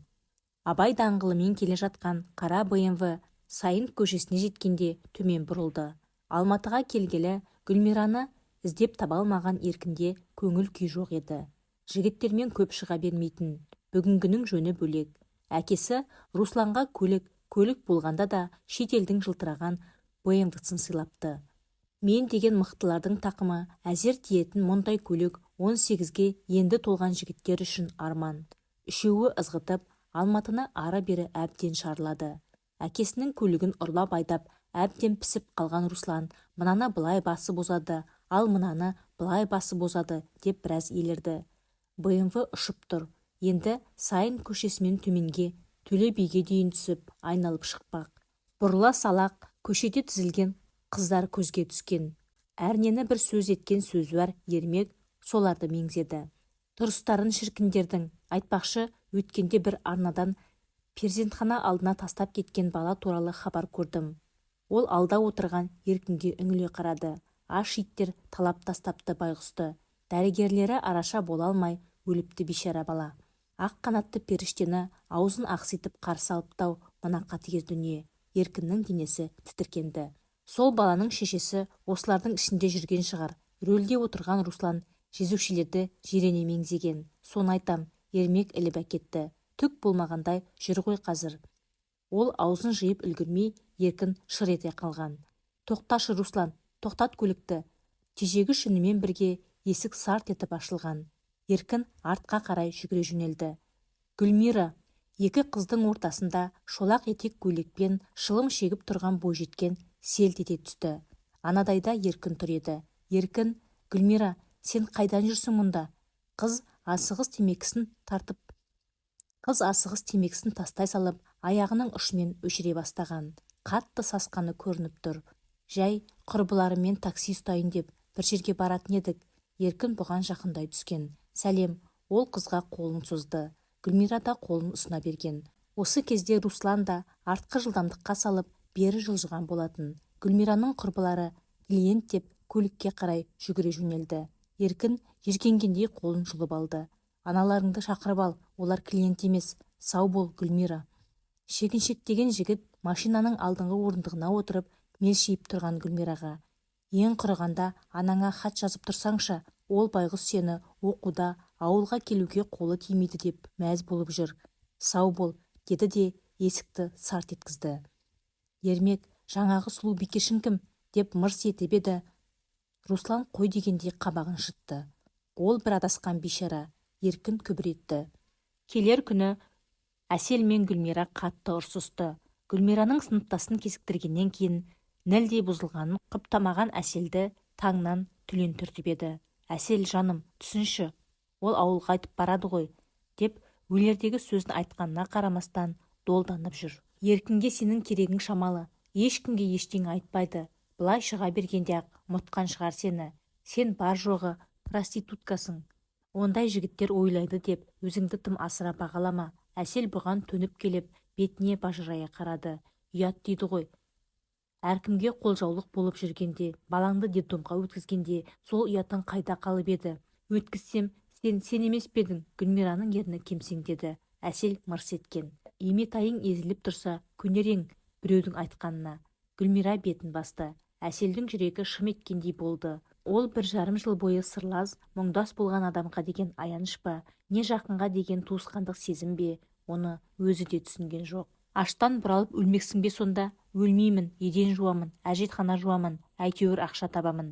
Бірақ енді көшеге аттап баспаймын, деді ұрысқа шорқақ Гүлмира бетін қос алақанымен жапқан күйі. Мандыратасың, хатшы кезіңде қарық болып едің ғой, еденші болсаң еркек біткен ермекке айналдырар, дурочка. Мейлі, әлемдегі ең ақмақ адам мен-ақ болайын. Тәнімді саудалап, адамның да азғынына айналдым. Оқу да жайына қалды. Ол тізесін қышып, жанарын бір нүктеге қадады. Еркін оқуға түскен-ау. Доғаратын кез келді, Әсел, маған да, саған да. Философиядан хабарың бар екен ғой. Мен өзім секілді қара табандарға қосылайын онда. Кетем, өзің біл. Әсел бұлқан-талқан болып жүріп, заттарын жинаған кезде Гүлмира үндеген жоқ. Меңдуана жеген адамдай оның әр қимылына сұлық қарап, меңірейіп отыра берді. Киімдерін үлкен сөмкеге умартап, тықпыштай салған Әсел оны сүйретіп есік алдына апарды. Одан кейін киімілгіштен кішкене қол сөмкесін алды да бұған қарады. Тоқтатама деген үміті ақталмай, іші өртеніп бара жатқанын жас мөлтілдеген жанары айтып тұр еді. Жарайды, философ, қалауыңша өмір сүр, чао. Гүлмира үндеген жоқ. Әсел есікті сарт еткізіп шығып кеткеннен кейін жастығын құша құлаған. Жастықпен бетін жауып біраз жатты. Айғайлап жылағысы келген, бірақ жылай алмады. Көп оймен арпалысып жатып, көзі ілініп кетіпті. Ақ бантик таққан пәк ару Гүлмира гүл жапқан алқаппен жүгіріп келеді. Шат-шадыман. Кенет бір қапталдан Мадияр шыға келгені. Қарқылдап күліп қуып береді. Жүрегі аузына келді. Қашып келеді. Ұзадым-ау дегенде қалың шөпке бұғып қалды. Мадияр байқамай өтіп кетті. Қу қыз, ал мені алдай алмайсың. Бір таныс дауыс осылай деп кеңк-кеңк күлді. Япырай, мынау Малдыбаев қой. Басын көтеріп еді, теке сақалды профессордың беті аспаннан төне қарап тұр екен. Бұл қорыққаннан шалқасынан түсіп еді, профессор аспаннан құлай кетті. Бір кезде анасы пайда болды. Бетім-ау, еліме не бетімді айтамын, деп екі бетін кезек шымшылайды. Булығып жатып оянып кетті. Біреу есік қағып тұр екен. Кіріңіз. Гүлмираның дауысы ақырын шыққан еді. Есік тағы қағылды. Бет моншағы үзіліп тұрған бұл қайсың, деп манаға ашуы қайта оянған қыз тез басып барды да, есікті шалқасынан ашты да, состиып тұрып қалды. Босағада еркін тұр еді. Сәлем, Гүлмира. Жігіт төмен қарады. Сәлем. Қыздың көмейіне тас тығылғандай болып жұтына берді. Түн. Қол ұстасқан екеуі бақ ішін ұзақ аралады. Өзге ғашықтар меншіктеп алған сәтілерден аулақтау барып, оқшау тұрған жалғыз түп қайынның жанына тоқтады. Қыз баяғысынша арқасын сүйеп тұрған. Жігіт аспанға қарап, самсаған жұлдыздарға жымиды. Қарашы, Гүлмира, Алматының ел мақтаған түні ғой бұл. Біздің ауылдағы түннен түк сұлу емес, жұлдыздары да суық. Қателесесің, еркін. Талай ақын жыр еткен ғажап қаланың ғаламат түні ғой. Қайдам, жез тырнақтар мен мыстандардың түнемесі сынды осың. Қойшы, еркін, қыз жігіттің шашынан сипаған. Бірақ өлең жазуға итермелейтін бір құдіреті бары рас. Ол тағы аспанға қарады. Не сиқыры барын білмедім. Жирендіріп тұрып жырға жетелейді. Сенің де ақындығың оянайын деген бе? Гүлмира сықылықтай күлді. Білмеймін. Еркін иығын қиқаң еткізді. Тек өткендегі кездесуден соң 2-3 шумақ түсірдім қағазға. Оқиын ба? Оқы. Еркін жөткірініп алып бастап кетті. Жанымды жаралап есімің, жүректі бусада есіл мұң. Махаббат уынан сусындап, мен сені кешірдім. Арқына көнбей сан кесірдің, сезімім самал боп есілдің. Жүректен сен мені өшірдің, ал мен кешірдім. Тоқташы, оқымашы, еркін. Гүлмира оның ернін саусағымен баса қойған. Төбеден төгілген ай нұры қыз жанарынан сырғаған жасты анық көрсетті. Жігіт оның білегінен ұстап өзіне тартты. Жылама, жаным, енді сені еш қашан жылатпаймын. Ешкімде жылатпайды. Екі сұлба тұтасып кетті. Ал айналайын ағайын, қазаққа жар салайын. Есіктен келін келіп тұр, көрімдігің болса алайын. Қалта деген 5 қат бар, біріне соның салайын. Ақ орамал әкеліңдер, басына келін жабайын. Сабау мойын домбыра, күмбірлетіп қағайын. Оқтау ұстап алған ермек бұл екеуі есіктен кіргеннен осылай безілдеп ала жөнелген. Ай, сұлу қыз, мынау біздің үйіміз. Студент болған соң мәз емес еді күйіміз. Қойшы әрі сарнамай, Руслан Ермекті итеріп тастап, Еркіннің қолтығына тығылып тұрған Гүлмираның маңдайынан сүйді. Бақытты болыңдар, қарақтарым. Жігіттердің бәрі сықылықтай күлді. Әсіресе Ермек. Руслан әжем қатырады, деп қарқылдап жүр. Руслан сәл қызарақтап барып басылды. Несі бар, ағам үйленгенде апам осылай деген. Оттамай орамалда келіңдер одан да. Шуылдап жүріп жігіттер Гүлмираның басына орамал тақты. Еркінді кезек-кезек құшақтап құттықтағаннан кейін екі жасты төрге оздырды. Екі столды біріктіріп, 10 адам сиятындай дастархан жайып қойыпты. Асаба Ермек. Ау ағайын, Қобландымен бірге Құртқа, Алпамыспен бірге Гүлбаршын келмеске кетті екен деп жүрсек, біздің заманға бұйырған арулар да бар екен. Дастандағыларша айтсақ, тістері жауһар, екі көзі жанған шам екен. Жыл бойы құлақ етімізді сарсылтқан Еркіндей Мәжнүндер Гүлмирадай ләйлелерге зар екен. Зарлайтындай бар екен. Екеуі бір-біріне пар екен.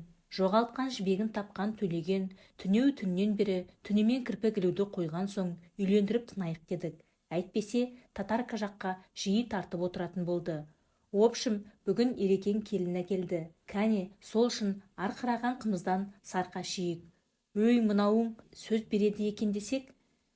Нашар қазаншы болды бұнымыз. Бірінші өзі сөйледі, Ермек саспады. Тыныш, Еркіннің қуанышында менен бұрын сөйлеуге хақларың жоқ. Пәлі, өй неге? Әй неге екенін кейін түсіндіремін. Кел алып қояйық. Дуылдаған жолдастарымен ыдыс қақтырып жатқан Еркінге мейірлене қараған Гүлмира әнтек жымиып иығына басын сүйеді. Жігіт ақырын ғана қолынан ұстап қысты. Еркіннің мамасы басымды ешафотқа салып, мана қылдырықтай мойнымнан шауып алса да, Ермек саусағымен мойнын орап көрсетті. Сүйінші мен сұраймын. Әдірем қалғыр, қатын алып несі бари? Оқуын бітіріп алмай ма өлі? Баламды бұзған сенсің, жүгірмек, деп мені таяқпен қуалайтын шығар. Көргенін айнытпай салатын Ермек кемпір даусын келтіре жүріп, елді күлкіге қарық қылып, магнитофонның тетігін басты. Ренжімеңіз, Қобланды Төлегенович. Келіннің бетін кім ашса, сол ыстық болады дейді. Әуелетіп, әндетіп, қарсы алған еңбегім үшін Жібекжанмен бірінші билеу менің жолым. Қуақы жігіт Гүлмираны ырғаққа ілестіріп үлгірмеді. Қоңырау шыр ете түскен. Есік ашуға кеткен Руслан боп-боз болып қайта оралды. Полиция Гүлмираны сұрайды. Жігіттер дәлізде жүрген. Папка ұстаған капитан мен сержант коридорда тұр екен. Гүлмира Хамитова деген сіз бе? Капитан басындағы орамалын түзегіштеген Гүлмираға жирене қарады. Иә, қыздың жүрегі су ете түсті. Көйлегінің өңірін бүрмелей берді. Жиналыңыз, бізбен жүресіз. Жігіттер ду ете түсті. Еркін ұмтылып, полицияның алдын кес-кестеді. Бармайды, не үшін әкетпексіңдер? Сержант сабырлы қалпын бұзбады. Сіз кімі боласыз? Күйеуімін бүгіннен бастап. О, бауырым, Аделинеге келіп білесіз. Сүйіктіңді ұзақ тосуыңа тура келеді-ау. Тіпті тоспасаң да болады. Немене? Осы кезде капитан сөзге араласқан. Сен үйтіп қараспанды төндірме, анықтаймыз, деп сержантты тыйып тастады. Мен тергеуші Хасеновпын. Сіздің зайыбыңыз өз перзентінің өліміне себепкер болды деген күдікке ілінген. Сараптама нақтылай түсер. Ол балаға сіздің қатысыңыз бар ма еді? Жігіттің көзі атыздай болды. Полицияға бір, Гүлмираға бір қараған. Жоқ. Еркін шегіншектей берді. Қайдағы бала? Ермек жағасын ұстады. Еркін селт ете түскен. Өз құлағына сенбегендей. Оның жан даусы шықты. Жоқ деші, жалған деші, Гүлмираш, нақақ күйдірді ғой мыналар. Гүлмира тіл қатпады. Тек жүзін төмен салған күйі ілбей басып есіктен шығып кетті. Полицейлер соңынан ілескен. Тырылдаған уаз шоқалақтап келіп, Надира кемпірдің есік алдына тоқтады. Жас полицей секіріп түсіп, артқы есіктің құлпын ашып, Гүлмираны шығарды. Шынтағынан ұстап қақпаға беттеді. Есікті үй иесінің өзі ашқан. Құдайым-ау, мен сені қайда кетті деп күрт әйел аузын баса қойды. Ішке өткеннен кейін тергеуші қағаз қаламын шығарып, сұрақ жауабын бастады. Сіз бұл азаматшаны танимысыз? Танимын. Менің үйімде тұрады. 2 жыл болып қалды. Өткенде іздеп келгендеріңде айттым ғой. Несі қалай? Надира иығын қиқаң еткізді. Қалай болушы еді? Ақшасын уақытылы төлейді. Ың-шыңсыз тыныш тұрды. Арақ ішкенін, жанжал шығарғанын көрмеппін. Бұрын Әсел екеуі тұрып еді, ол кетіп қалды. Қазір жалғыз тұрады. Анда-санда ана Еркін деген бала келіп кетеді. Жақсы бала өзі. Әсел, ол кім? Тергеуші бұған сұраулы жүзбен қараған. Гүлмира селк ете түсті. Жай, оның еш қатысы жоқ. Тергеуші қайта Надираға бұрылды. Бұл кісінің баласын қоқысқа апарып тастаған біліп пе едіңіз? Надира шошып кетті. Гүлмира жылап жіберген. Қоқысқа емес, перзентханаға. Сіз өзіңіздікін айтып болсаңыз, тергеуде бөлмеңіз. Тергеуші ызбарланды. Итке тастап кетіп, ақталады ғой, еще. Менің еркімде болса, бес суда и следствие. Сонымен біліп бедіңіз. Не дейді? Құдайым-ау, қоқыс несі, тастағаны несі? Надираның жан дауысы шықты. Ондай сұмдығын білмеймін. Мен баласын ауылға апарып тастады екен деп ойлап жүрмін. Құдай-ау, бұл не сұмдығың? Гүлмира жан, мен білмеймін ғой, білмейді деші мыналарға. Ол кісі білмейді, мен өзім. Жақсы, тұратын жеріңізді көрелік. Тергеуші мен полиция қызметкері сыртқа беттеген кезде Надира сыбыр ете қалды. Мына бәлеңе араластырма мені. Гүлмира араластырмашы, қартайғанда. Қорықпаңыз апа, айтпаймын. Екеуі де сыртқа шығып, Гүлмираның бөлмесін көрсетті. Содан кейін тергеуші сыртқа беттеген. Көліктің жанына барып қағаздарды реттестірді. Ал жақсы, бәрі түсінікті. Қане, мына жерге қолыңызды қойып жіберіңіз. Құтылғанша асығып тұрған Надира белгі қойылған жерге сүйкей салды. Камерада отырып Гүлмира сот процесін електен өткізді. Адамдардың көзіндегі жиреніш тұла бойын тітіркендірген. Залда байғұсай, обал болдау деген бір пенде болсайшы. Тергеу кезінде баланың әкесі кім екенін амалсыз айтып еді. Содан ба сотқа Нұрланда келіпті. Мұны шарбақталған орынға қамағанда орнынан атып тұрып. Салдақы, перзентім қайда менің, салдақы? Бір хабарын берсең қайтер еді маған. Мәртебелі сот, көзін құртыңыз мына азғынның. Өмір бойы түрмеде шірісін, атып тастасын. Қолындағы әлдебір затты бұған лақтырып, ұмтылған ұзын бойлы, еңгезердей жігітті күзетшілер залдан әрең шығарып әкеткен. Нұрланды қайта көрген жоқ. Ермек пен Руслан келіпті, еркін жоқ. Қазақстан Республикасының үкімді судырата оқыған сот бұған 10 жыл кесті. 10 жыл қатаң режимдегі колонияда өтесін дегенді естігенде Гүлмира талықсып кетті. Бұны қайта көлікке отырғызған кезде күзетші қолына кішкене хат ұстата берген. Ермек деген жігіт берді. Дел сал күйде қағазды ашқан Гүлмира еркінің жазуын таныды. Кешір, мен сенің сотыңа бара алмадым, барғым келмеді. Кешірім сұрауға тиіс болмаса да, осы сөз тіл ұшына орала береді. Арсызды қойныма сала жаздаған әзәзіл сезімнен арашалаған Аллама мың шүкіршілік. Құдай сақтады ғой мені. Мен сенің бар күнәңді кешіп едім.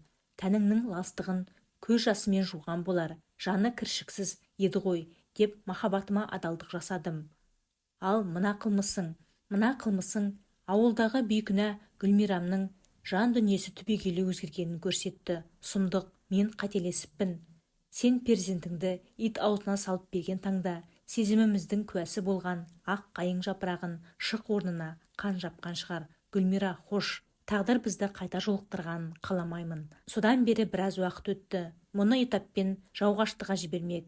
Тергеу басталғаннан бері де әуелде сағат, одан кейін күн, одан соң ай санай бастаған Гүлмира уақыт өлшегенді қойған. Барар көрер. Гүлмира бір күрсініп камера торынан сыртқа телміре қарады. Сосын тумбочкасына келіп қоңыр дәптерін ашты. Қолы лыпылдап, тездетіп жаза бастады. Перзенті боп, безбүйрек мына қоғамның, тас жүрек көрсоқыр боп жаралдым. Мысқылына көндім дағы наданның, не екенін ұмыттым мен обалдың. Табалама пенделер, мен де өздеріңдей адаммын. Қорқаулардың үйіріне қосылмай, жемтік болып таландым. Болсам дағы босағада қара күң, мен де сендердей адаммын. Гүлмираның көз жасы дәптер бетіне тырс-тырс тамып жатыр.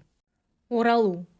Түрме қақпасы сырғи ашылғанда, Гүлмира әлденеден именгендей төмен қарап тұрып қалды. Ештеңе етпейді, күллі әлем табалайдау деп тұрсың ғой. Ондай ой әркімнің басына келе бермейді. Демек, саудаң бітпегені, адамдықтан жұрдай болмағаның. Бар, жолың болсын. Күзетші әйел мұны ақырын ғана итерген. Гүлмира оған бір абақтының ғимаратына бір қарады да, сау болыңыз деп қақпадан шығып кетті. Далада тұрып кең тыныстаған. Сосын қайта абақты жаққа қарады. Осынша уақыт қоғамды бұдан қорғаған қабырғалары шындап келгенде мені қоғамнан қорғады ғой. Ендігісі не болар екен? Ол қызыл орамалын сыпырып, Кекселенген жүзімен сырғып бара жатқан екі тамшыны сүртті. Ағыл-текіл жылағысы келген ақ болмады. Бары осы екі тамшы. Көңіл шіркін қорап қалған ба дерсің. Абақтыдан біраз ұзап барып, ағаштың түбіне отырды. Жерден көк майса жұлып, құшарлана иіскеді. Қайда барады, кімге керек, не істейді, ұзақ ойланды. Ақыры орнынан тұрып, ұзын көшенің бойымен ілби басып кете барды. Бір-екі күн Алматыда сенделіп жүрген Гүлмира ақыры ауылға баруға бел буып еді. Қалың елі қарабет деп табалайтынын білсе де баруы керек. Бауырларын, анасын сағынды. Осы бір сезім Сайран бекетіне жетелеп әкелген. Билетін алып, күту залында орындыққа жайғасты да көзін жұмды. Қатты шаршағанын осы кезде ғана сезген. Көзі ілініп кетті. Гүлмира селк етіп көзін ашты. Таныс дауыс, өте таныс. Жанарды шырмап алған ұйқы тарқағанда әдеміше келген қараторы қызды көрді. Ол бұған сұраулы жүзбен қарап тұр екен. Сіз Гүлмирасыз ба? Я, Гүлмираға қыздың таңқы танауымен көзі таныс көрінді. Жанерке, сен бісің? Ой, Гүлмира, қалайсың жаным-ау? Жанерке бұны құшып алардай ентелеп келді де, шыны тосқауылға ұрылғандай тұрып қалды. Сені, я, мен сотталып кеткен едім. Гүлмираның дауысынан өкініш табы білінді. Ол орнынан тұрып, құрбысына жақындады. Мерзімің бітті ме? Жоқ, амнистияға іліктім. Үлгілі болғаным үшін ерте босатты. Осы кезде жандарына ұзынша жігіт келген. Жанерке орнынан тұрып, әлгінің қолтығынан ұстады. Танысып қойыңдар, бұл Азамат. Екеуміз үйленгелі жүрміз. Ал мынау Гүлмира, менің сыныптасым. Білесің бе, мен саған айтып едім ғой. Гүлмира деймісің? Қашан айтып едің, есімде жоқ. Жігіт бұның қолын алды. Қуаныштымын. Ой, айтқанмын. Жанерке оның құлағына тақалып сыбырлаған. Азамат қолын тартып ала қойды. Өңі бұзылып кеткен. Жанерке жігітке еркелей қараған. Сен кассаға бара бер, мен қазір. Жұпыны киінген қызға жаман көзбен бір қараған Азамат. Мақұл, сен де тездет, деп кетіп қалды. Жанерке бұған қарап, екі иығын бір көтеріп түсірді. Жымиды. Гүлмира да езу тартқан болды. Мен билет алып едім. Ауылға тезірек жетсек екен. Бауырларымды, апамды сағындым. Жанеркенің түрі бұзылып кетті. Сен естімеп пе едің? Нені? Гүлмира селт ете түсті. Жанерке көзімен жер шұқыды. Айтсаңшы енді, анаң осыдан жарты жыл бұрын көз жұмған. Гүлмира бетін басып еңіреп жіберді. Өтірік, мүмкін емес. Рас Гүлмира, бауырларыңды облыстағы ма, әлде осы қаладағы ма, әйтеуір жетімдер үйінің біріне өткізді жамағайындарың. Асқар ер жетіп қалды ғой, жұптарын жаза қоймас, тауып аласың, иманды болсын. Гүлмира енді үнсіз егілді, орындыққа отыра кеткен. Жанерке жанында состиып тұр. Бір мезетте бойын жинап ауыр күрсінді. Қайран анам, қорлықтан көз ашпай кеттің-ау. Осы кезде анадайда Азамат көрініп, қол бұлғап Жанеркені шақырған. Сен отыра тұр, мен барып келейін. Су ала келермін. Гүлмира басын изеп еді, Жанерке Азаматқа қарай асығыс баса жөнелді. Жанына барып, екеуі қысқа тілдесі де кассаға беттеді. Гүлмира сылбыр көтеріліп, рюкзагына бұрылып та қарамастан жүре берді. Іңір түсті. Көшеде сенделіп жүрген Гүлмира бір аулаға кіріп, жан-жағын барлаған. Подъездердің бірінің есігі ашық екен. Кіріп, бұрышқа бүрісе отырды. Салқын, тас еденнің ызы өтіп барады. Бешпентінің жағасына мұрнын тығып, жылынғандай болды. Көзі ілініп кетіпті. Барон, фас! Гүж еткен дауыстан селк ете түсті. Артынша ит арс етті. Көзін ашып еді, баспалдақта тұрған месқарын орысты көрді.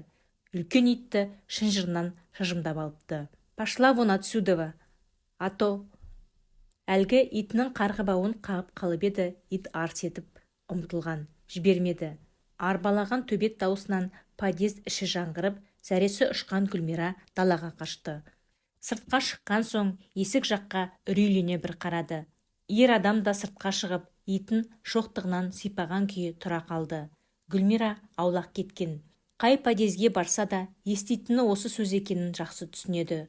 Біреу полиция шақырып қаматып тастауы да әбден мүмкін. Онда іс насырға шаппақ. Өткенде Надира кемпірге де бас сұққан, маңайлатпады. Қалқам, аулақ жүр, деді Надира. Аулақ жүр, білемін, жаным ашиды, көмектесе алмаймын. Оның үстіне бөлмеде басқа қыздар тұрып жатыр. Апай, білесіз ғой, ақша табамын, сәл тұра тұрайыншы. Жоқ, аулақ дедім ғой. қылмыскерді тексереміз деп полиция шықпай жүрер үйімнен. Апай, қой дедім Гуля. Түремшік түнейтін үй емес бұл. Надира кемпір қақпаның есігін жауып алмақ болған. Бұл бір шетінен ұстап жібермеді. Апай, мен қылмыскер емеспін, жазамды өтеп шықтым ғой, ақша табамын деймін. Ақшаң да өзіңде құры. Надира қолын ербең еткізді. Құры дейсіз бе? Мұның көмейіне өксік тығылған. Біле білсеңіз, ол қылмысқа сіздің де қатысыңыз бар. Елден жасырып, сіз босандырғансыз. Надира есіктің тұтқасын жібере салып бері шыққан. Екі бүйірін таянды. О, салдақы, жүзі қара, сөзін қара мұның. Кет албасты, аман есен босандырып, балаңды қолыңа ұстатқаныма жазықтымын ба? Әлде мен бекен балпанақтай баланы қоқысқа апарып тастаған, итке талатқан, сұмырай, қаншық. Надираның даусы барған сайын қатты шығып, көшені басына көтерді. Бұл екі құлағын басып кетуге асыққан. Жоғал қаншық. Содан бері ыңғайы келген жерге қисая салатын болды. Қатты тарыққанда сайын көшесі жаққа тартып кеткісі келеді. Бірақ бір күш тоқтау салады. Өз ойымен арпалысып келе жатқан Гүлмира бір ағаш арасындағы орындыққа отырған. Көрші сәкіге бір топ жастар жайғасып алыпты. Дабырлаған дауыстарына, лепірме сөздеріне қарағанда 15-16 шамасындағы балалар-ау деп түйді. Содан кейін екі иығын қос қолымен ысқылап бір қырындай отырды.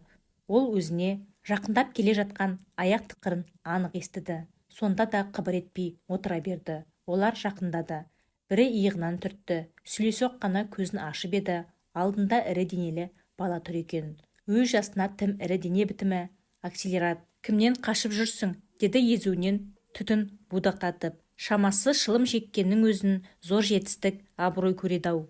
Ешкімнен мазамды алмаңдар. Тәтең мықты, тетка бізді менсінбейді. Жіңішке дауысты біреуі шиқылдап күлген. Акселерат мұның иегінен ұстап, жүзін жарыққа қарай бұрады. Әдемі екен, сосын артына бұрылды. Қалай жігіттер? Осыдан кейін тым тез болды. Балалар жан-жағынан жабыла кетіп, Гүлмираны әп-сәтте жерге құлатып, қарсыласқанына қарамастан топыраққа сүйреп апарды. Бірі желке тұсынан шығып, шылым сасыған қолымен аузын жауып алған. Біреуі ышқырына жабысып, шалбарын сыпырып алуға барын салып жатыр. Жандалбасамен қармана берген Гүлмираның қолына сыра шишасы ілікті. Бас жағында отырғанға сермеп еді, маңдайдан сарт етті. Баж еткен дауыстан балалардың есі кіргендей еді. Шалбарды сыпырып алған екеу аңтарылып қалды. Күліп тұрған Акселерат та сасқалақтап, не болды дей берген. Гүлмира ышқынып атып тұрды. Соққының қаттылығы сонша шиша сынып, әлгі баланың бетін қан жуып кетіпті. Оның жүзін көрген серіктерінің зәре иманы ұшты. Ашулы Гүлмира үрпиіп қалған Акселераттың қолына жармаса кетті. Кел кәне, қызық керек пе сендерге? Шиша сынығын білеген келіншектің түрі қорқынышты еді. Анау бақырып жіберді. Тәтетай, кешіріңізші. Зар илеген баланың түрі тым аянышты еді. Жібере салған. Балалар тым тырақай қаша жөнелді. Жалғыз қалған Гүлмира бөтелке сынығын лақтырып жіберіп, жерден шалбарын алды да, іш киімшең күйі қараңғылыққа сіңіп кетті. Осыдан кейін біраз уақыт құрылысшылардан қалған ескі вагонды паналауына тура келді. Жалғыз емес әрине. Бұл секілді барар жер, басар тауы жоқтар көп екен. Бәрі осы вагонға кіргісі келеді. Бірақ Ваня ағай қатал. Бөтендерді ұрып-соғып қуып жібереді. Басында бұған да ежірейе қараған. Неге екені белгісіз тез басылды. Ты откуда, доченька? Такая молодая, что жизнь с нами вытворяет? О, Господи! Арақ сасыған Ваня ағайдың бұған айтқан жылы сөзі осы болды. Осыдан кейін бұл жаққа бұрылып та қараған жоқ. Ол осы вагонның қожайыны. Ленка, Ирема, Калач дегендер тапқан таянғанын осының алдына қояды. Ваня ағай әділ. Әкелген тамақты ортақ дастарханға қойғызып, арақты бәріне қылдай бөліп береді. Ну, доченька, идем ужинать, деп мұны шақырады. Басында жиркеніп жоламайтын, кейін үйреніп кетті. Елден қалмай, ауқаттанып алмаса аш қалатынын түсінді. Бір мәрте шақырады, келмесең өздері жеп алады. Бірде Ленка: «А чё мы ее должны кормить? Барыни, что ли? Пусть со мной по дворам шастает», деген. Ваня ағай гүретті. «Не твоего ума дело, дура. Пусть придет в себя. Не должна она по мойкам бегать, не должна». «Ну, Ленка тағы бірден айтпақ еді, Ваня ағай қиып тастады. «Я что, непонятно выразился? Не твоего ума дело. Ленка, иди нахрен отсюда!» Ваня ағай вагонның бір бұрышын қалқалап, бұған жеке бөлмеде жасатқызып қойды. Әжетханасының ішіне баг орнатқызып, душта жасап қойды. Ол душқа Гүлмирадан басқа адамның кіруге хақысы жоқ. Өзі су тасып, жуынып алады. Содан кейін қала аралап жұмыс іздейді. Сырты әдемі, шынысы жалт-жұлт еткен мекемелердің бірі еден жуушы етіп алғанда, бұл ең әуелі Ваня ағайынан сүйінші сұраған. Ол болса үндемеді, теріс айналып кетті. Ерема иығын қиқаң еткізді. Ваня ағай әрірек барып отырған. Дядя Ваня түк түсінбей алдына барған Гүлмира оның ағыл-тегіл жылап отырғанын көрді. «Не болды ағай, неге жылайсыз?» Ваня саусағымен аспанды нұсқады. «А он все-таки есть, Господь-то есть, спасибо тебе, Господи!» Гүлмира Ваня ағайды құшақтай алған. «Ну-с», деді Ленка қуланып, «сегодня у нас той, значит. Дядя Ваня, обмыть надо. Не жмется?» «Обмоем, обязательно обмоем», деді Ваня ағай көз жасын сүртіп. «Как же не обмыть-то, когда светочи наших людей выбралось? Обмоем. Ерема, беги в магазин, арақ әкел». Сосын бұған қарады. «Живи, доченька, живи, за себя и за нас, потерянных». Баспалдақтарды жуып төмендеп келе жатыр еді, жанынан өтіп бара жатқан бір әйел шелегін қағып ақ кеткені. «Абайласаңызшы», әлгі әйел бұрылып та қараған жоқ. «Ештеңен кетпейді, сүртіп аласың». Зір кете түскен келіншектің сұлбасы Гүлмираға таныс көрінген. Ол шүберегін тастай салып соңынан ілесті. Бірақ үлдемен бүлдеге оранған әйел хатшыға да қарамастан тікелей бастықтың кабинетіне кіріп кетті. Ойланған күйі баспалдаққа қайта келіп, едендегі суды сығып ала бастағанда да жаңағы дауыс құлағынан кетпей қойды. Не де болса көрейін, тосайын деп шешті. Жаңағы әйел бастықта ұзақ отырды. Гүлмира әр жерді сүрткіштеп, қипақтап жүріп алған. Ақыры шықтау. Әйел баспалдақпен түсіп келе жатқанда алдынан шықты. Екеуі бір-біріне тік қараған. Тура алдында Әсел. Сайын көшесінде өзімен бірге сенделген Әсел тұр. Тек бұрынғыдай жүнжіген кейіпте емес. Аузы алтындалған, мойнында қымбат алқа, жарқ-жұрқ етеді. Әсел, «Сені қайдан көрдім» дегендей ойлана қараған Әсел маңдайын жиырды. «Әсел, мен Гүлмирамын». Осы кезде ғана ол шырамытқандай болды. Гүлмира Хамитова. Бұл қуанғаннан басын изей берген. Салмақты басқан күйі бұған таяп келген Әсел үсті басын бір шолып шыққан. «Шынымен ақ Гүлмирамысың?» Гүлмира басын төмен салды. «Тух, қалай жүдеп кеткенсің?» Әсел мұның иығына қолын салды. «Солай болды, қайтеменді.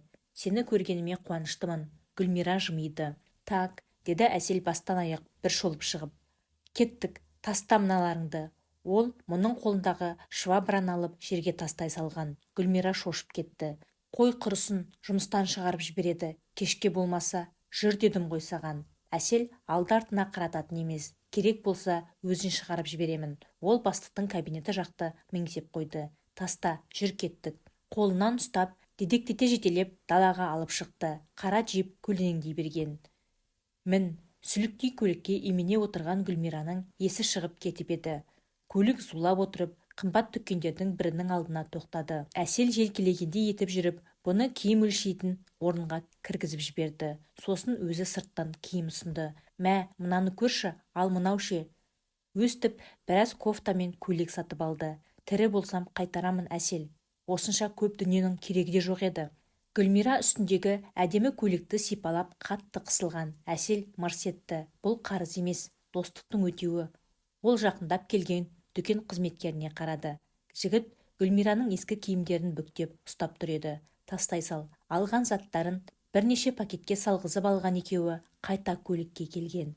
«Көп рахмет саған, Әсел». «Түк емес». Бұған марқая қараған Әсел жүргізушіні арқасынан түртіп қалып, «Кеттік, орталыққа тарт» деді. Сосын бұған бұрылған. «Да, түрме оңдырмапты. Жарайды, дұрыс тамақ ішіп, боянсаң, баяғыңша құлпырып шыға келесің. Абақты кімді маңдайынан сипайды дейсің. Қайта рақымшылыққа ілігіп, ерте құтылдым, әйтпесе». Ол үндемей қалды. Құрбысының ішкі дүниесі алай-дүлей болып жатқанын түсінген Әсел. «Уайымдама. Қате басқан бір қадамың үшін жазаңды толық өтеген шығарсың». Гүлмираның көз алдына ит талап жатқан перзенті қайта оралған. Жоқ, ондай күнәні тек Құдай кешіреді. Әсел ол жайбарақат отырған құрбысына қарап күбір ете қалды. Сені де, мені де.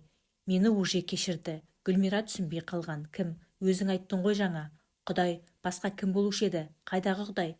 Жер бетіне жақсылық себуші, біз үшін ұлына азап таттырған Құдайым кешірді бізді. Жалбарынсаң сені де кешіреді және жарылқайды.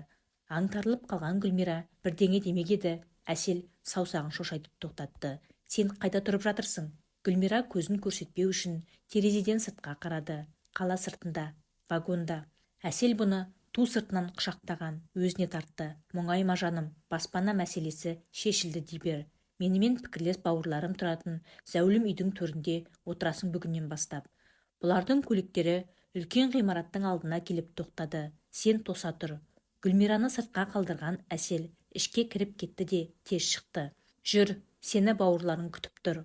Ол баспалдақпен көтерілгенде есік айқара ашылған. Екі қапталға шеп түзеп тұрған көп адамды көрді. Бәрінің жүзі жылы. Адамдардан тізілген дәліздің арғы басында ақ киіммен тұрған еркек көкке қолын созып, бауырлар, бүгін Құдай бізге азап шегуші Гүлмира қарындасымызды жіберіпті. Ыстық лебізге бөлеңдер, деуі сол еді. Қауым, рахмет саған Иса. Бүгін бізде ұлы күн. Нұры түскен ұлының, азабын өзің ала көр, зар илеген қызыңның, деп әндете жөнелді. Гүлмираны таң қалдырғаны олардың кәсіби әншілердей әсем орындауы еді. Ол Әселге жалт қараған. Мынасы несі? Бұл біздің қауым, бауырластық. Бар адамзат бір-біріне бауыр емес пе? Әсел жымиды. Сонда сен шоқындымысың? Гүлмираның үнінде үрей бар. Әсел тағы жымиды. Бәрі сөйтіп айтады. Бірақ екеуміз жезөкше болып жүргенде қай имам келіп түзу жолға салды. Жеркене қарағандары болмаса, қолдау көрсеткен біреу бар ма? Жоқ. Ал бұлар тәнін сатып, тентіреп жүрген мені осындай деңгейге көтерді.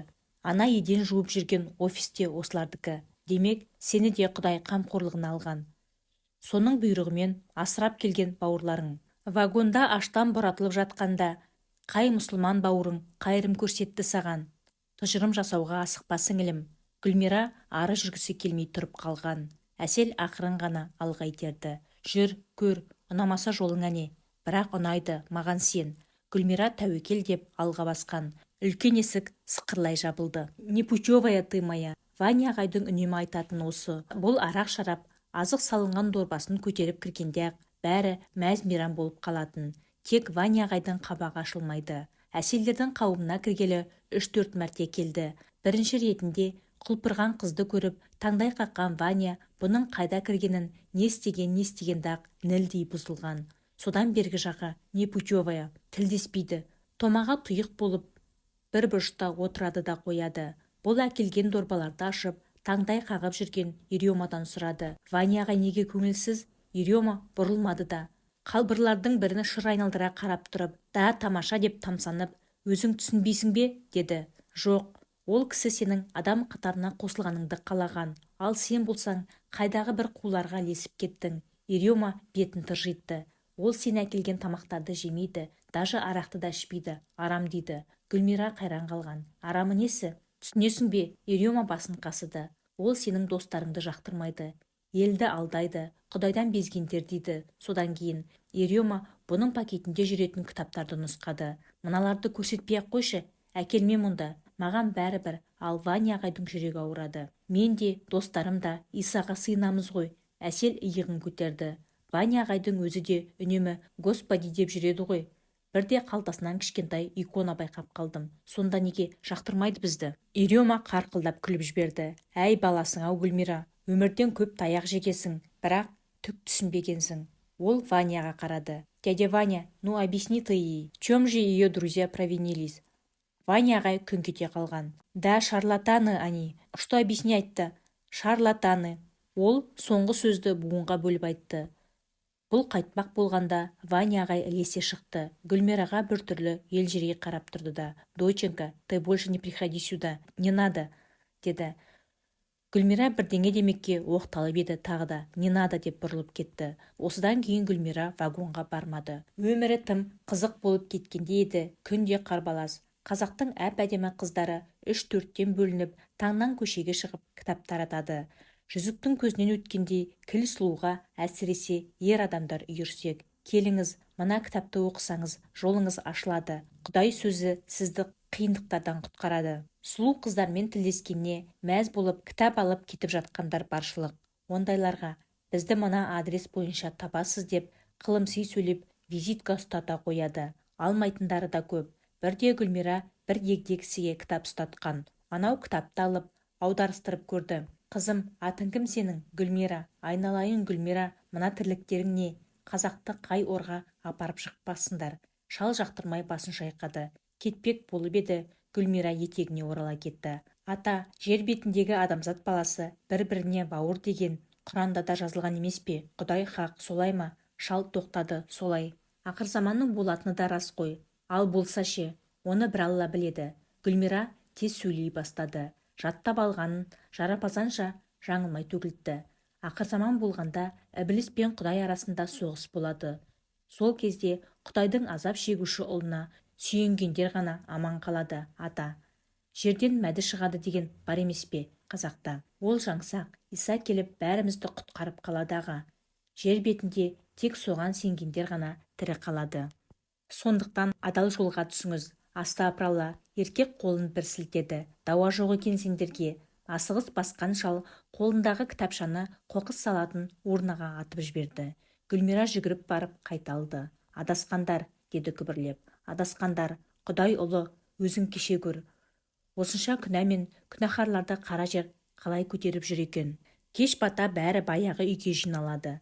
Күнде осы. Дабырласқан қыздар аулаға кіріп келе жатыр еді, есік алдында тұрған Әселді көріп басыла қалды.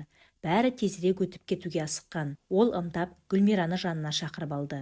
Бері жүрші, сөзім бар. Екеуі үй қапталындағы орындыққа барып отырған. Ұстаз сені түнде өзіне шақырады. Гүлмира жайбарақат қалыппен, жайма деген. Әсел жымиды. Қасиетті адамның етегі тиетін болды саған. Немене? Гүлмираның жүзіндегі шаттық су сепкендей басылған. Қойнына жатуым керек пе сонда? Иә, бұндай ілуде біреуге ғана бұйырады. Құттықтаймын. Рахмет ондай жақсылығыңа. Заты бөлекпен төсектес бола алмаймын. Гүлмира күмілжи сөйледі. Бір қазақ бұйырар пешенеме. Құдайдан үнемі соны сұраймын. Әсел оны шашынан сипаған. Ақмақ болма. Киелі кітапта адамзат баласында ұлт, мемлекет деген болмайды. Мекенің кең аспанның асты. Тұрағың жер делінген емес пе? Демек бәрі ортақ, жүрек те, махаббат та, перзент те. Осыны айтқаннан кейін Әсел қапшығынан 4-5 көк қағаз шығарды. Мынаны ал. 2-3 күндік еңбегіңнің өтеуі. Ал ұстаз шапағатына бөленсең, ақшаң молая түседі. Жер алып қалуың да ғажап емес. Әсел Гүлмираға үңілді. Соның көмегімен үй алып, бауырларыңды жетімдер үйінен шығарып аласың. Ол Құдай ұлының елшісі. Рахымы да, қаһары да күшті. Ақшаны имене алған Гүлмира үндемей қалды. Әсел, келістік пе деп еді, басын шайқады. Бұл жолы емес Әсел, айтшы оған, келесіде барармын. Сырқаттанып, мазам болмай жүр. Гүлмира орнынан тұрып, үйге қарай беттеген. Баспалдақпен көтеріліп бара жатып, Әселге қарады. Ол сол орнында тапжылмай отыр екен. Көз қарасы тым суық. Гүлмираның денесі тітіркенді. Автобус ыңырана тоқтады. Көлік ауылға кірмейтін болғандықтан жолаушылардың жол үстінен түсіп қалатын әдеті. Бір топ адаммен бірге Гүлмира да түсті. Ауылдастарының кейбірі қара көзілдірік таққан сұлу келіншекті шырамытқандай ойлана қарайды. Енді бірі мұның мойнындағы алтын айқышты меңзеп еріндерін сылп еткізіп жатты. Бұл оларға назар аудармай қол созымдағы ауылға апаратын шаңдақ жолға түсіп жүре берді. Тар көшеге бұрылып, шарбағы қисайған, шатыры тозған соқпа тамның алдына келді. Есікті жақтауға қойылған бөренеге темірмен іле салған екен. Темірді көтеріп ішке кірді. Есіктің алдын сыпырып жүрген ақ жаулықты апа бейтаныс жанды көріп, күннен көзін көлегейлей қарады. Амансыз ба? Кемпір бұған тесілді, танымады. Есенбе, қай баласың айналайын? Хамиттің қызы, Гүлмирамын ғой. Ақша әже, танымадыңыз ба? Әже сәл ойланыңқырап тұрып қалды. Осы кезде қолындағы сыпыртқысын шошаңдатып үйге қарай емпеңге жөнелді. Әй, Аманкүл, Емер, қайдасыңдар ей? Ол ойына бірдеңе түскендей орта жолда тоқтап қалып кері бұрылды. Екі көзінен жас тарамдап, сыпырғысын тастай салды да, қос қолын алға созған қалпы ботадай боздады. жарығым-ау, қызым-ау, көрдім бе сені, Аллаға шүкір, қарғамай. Гүлмираны көпке дейін сүт аңқыған жылы құшағынан босатпады. Басын бір көтергенде үйден шыққан Эмирді көрді. Босағаға сүйеніп қарап тұр екен. Сәлем. Гүлмира оның жақтырмағанын түсінді. Ақша әже болса ебіл-себіле шығып, бұның бетін қайта-қайта сүйіп, айналып толғанып жатыр. Айналайын жарығым, бордай тоздыңдар-ау, Құдайға не жазып едіңдер? Ақша әже мұны қолынан жетелеп үйге бастады. Жүр жаным, жүре ғой. Шай үстінде Эмир де, келіншегі де тырс етіп тіс жармады. Ақша әже ғана өткенді еске алып, біресе бұның басынан сипайды, біресе жаулығының ұшымен көзін сүртеді. Сүрінбейтін тұяқ бар ма, әдем қалғырлар, бәріміз тоз-тоз болып, бауырларыңды да қарай алмадық қой. Заман қандай боп кетті, шешең байғұс күйіктен кетті ғой. Жарықтығай, жақсы адам еді ғой. Сен бауырларыңды алдың ба интернаттан? Бірді айтып бірге кетіп отырған Ақша әженің сұрағы Гүлмираға ауыр тиді. Жоқ әже, әлі тапқан жоқпын, бірақ міндетті түрде тауып аламын. Эмир мырс ете түскен. Ақша әже оған алара бір қарады. Дұрыс қызым, тауып ал, бордай тозып жүре бермей, бастарыңды біріктіріңдер. Қандай берекелі шаңырақ еді. Бәрі үнсіз отырып қалды. Көпке келдің бе? Тыныштықты тағы Ақша әже бұзған. Кешке қайтамын, әке шешемді сағынып. Гүлмираның жанары мөлтілдеп шыға келген. Дұрыс айналайын. Олар дұға дәметеді, өстіп келіп Құран оқытып тұр. Гүлмира алқымындағы айқышты қолымен көлегейлеген. Түс ауа екі адам төбе басындағы қорымға беттеген. Бірі Гүлмира, екіншісі шолақ бешпетті, көнетоз тақия киген, еңсесі тік, қабағы шығыңқы, ірі денелі Омар қарт. Қарияның үйіне Ақша апаның өзі ертіп апарып, марқұмдарға Құран бағыштап бер деп өтінішін айтып еді. Омар ақсақал сөзге келмеді. Міне екеуі ілбіп келеді. Олар қорым шетінде қатар тұрған ақ кірпіштен өрілген екі зиратқа қарай беттеді. Қорған құлақтарында ай қылтияды. Жеткеннен кейін зираттың есігін ашып, бір-бір уыс топырақ алды. Гүлмира құлпытастағы суреттерге елжірей қарап, біраз тұрып қалған. Омар қария 4-5 қадам былайырақ барып отырды. Гүлмира да қасына барып тізе бүкті. Аузубилляхи минаш-шайтани-ражим, бисмиллахи-рахмани-рахим. Гүлмира көзін жұмды. Бойын бір ерекше күй биледі. Өзегі ашыды. Бұрын кішкентай кезінде әкесі өстіп ертіп әкеліп, зират басына Құран оқушы еді. Анасының қыз баланың мола басына барғанына қарсы болғанына қарамайтын. Бұл әлі періште деп бірақ қайратын. Содан соң қолынан жетелеп осы төбеге қарай беттейтін. Ұзақ оқылған Құранның аяғында Омар қарт марқұмдардың есімін дұғаға қосып бастағанда ғана бұл көзін ашып қолын жайған. Алла тағала, жарықтықтардың жатқан жерін жарық, иманын берекет, топырағы торқа болсын, әумин деп Омар қарт ықылас еткенде Гүлмирада қос алақанымен жүзін сипаған. Соның артынша 3 қайтара шоқынды. Бисмилля, бисмилля, бисмилля. Ля илаха илlallah Мұхаммад Расулалла. Кешіре гөр адасқан пендеңді. Омар қарттың түрі қатты бұзылды. Осындағы қауымға да бір Құран бағыштасам деген ойынан айнып, мына күнәһарды қорымнан тезірек әкетуге асықты. Орнынан тұра сала, етегінде қақбастан ауылға беттеді. Гүлмира соңынан ілескен. Екеуі қалың майсана жапыра жүріп келеді. Сөзді Омар қарт бастады. Қызым, мен сенің атаң Шәріпті жақсы біліп едім. Жарықтық мені жай намазға жыққан болатын. Қария алысқа, ауылдың арғы жағындағы қыраттарға көз тікті. Алтынның сынығы еді марқұм. Бірақ жетіде коммунист көкеңе намаз үйретті. Ал сенің жаңағыңнан шошындым қызым. Одан қорқатын несі бар ата? Мұсылмандар бет сипайды, ал біз шоқынамыз. Құдай адамзат үшін айқышқа керіліп құрбан болған. Сіз білетін шығарсыз. Омар үндемеді. Біраз ойланып келе жатты да тоқтады. Сосын зеңгір көкке көз тікті. Гүлмира шалға таңырқай қараған. Құшағыңды жай. Шал күтпеген ұсыныс айтты. Өзі құшағын кең етіп жайып, жай бүйтіп кеңінен деді. Гүлмира қарттың айтқанын істеді. Енді мына қара жерді құшағыңа сыйғызып көр. Қыз тосылып қалған. Солай қызым, секірші, көк аспанға төбең тиеме екен. Өзіңе нәр берген ауаны қармап, уысыңа түсіріп көр. Осының бәрін бір Алла жаратқан. Оның құдіреті орасан. Ал сендер оны оп-оңай ағашқа кере салмақсыңдар. Омар қарт ашулана қарады да жылдан басып етектегі ауылға қарай жөнелді. Гүлмира тұрып қалған. Қартты көзімен біраз жерге дейін ұзатып барып, соңынан ілбіді. Ғибадат хана, қол ұстасып, аспанға телмірген бауырлар әндетіп тұр. Рахмет саған, Иса, бүгін бізде ұлы күн. Нұры түскен Құдайдың жалғыз туған ұлының. Ортасында ернін жыбырлатып тұрған Гүлмираның көз алдынан Омар қарттың сұсты бейнесі кетпей қойғаны. Ауа уысқа түспейді, ал сол ауаны жаратқан Құдай қалай тұтқын болады? Осы тектес мазасыз сұрақтар анталап көкейден кетпейтін болыпты. Гүлмира ән аяқталғанын да байқамай қалды. Күпірлігінен қорқып кеткен қыз шоқына бастады. О Құдайым, кешіре көр. Ғибадаттан кейін бәрі сыртқа шықты. Қолдарында кітапшалары бар қыздар көшеге беттеді. Қақпадан шыға бергенде көшедегі бір көлік кілт тоқтады. Бір жігіт терезені түсіріп, сықылықтап бара жатқан бұларға тесіле қарады. Осы кезде қыздар да оған қарай лап берген. Құдай сөзінен сусындаңыз, алыңыз. Жігіт көлігінің есігін ашып түсті. Гүлмира сасқалақтап қалған. Жігіт жақындап келеді.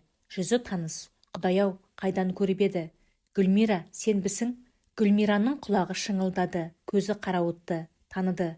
Ермек, дәл өзімін. Жігіт тым сабырлы. Қалайсың? Қашан босап шықтың?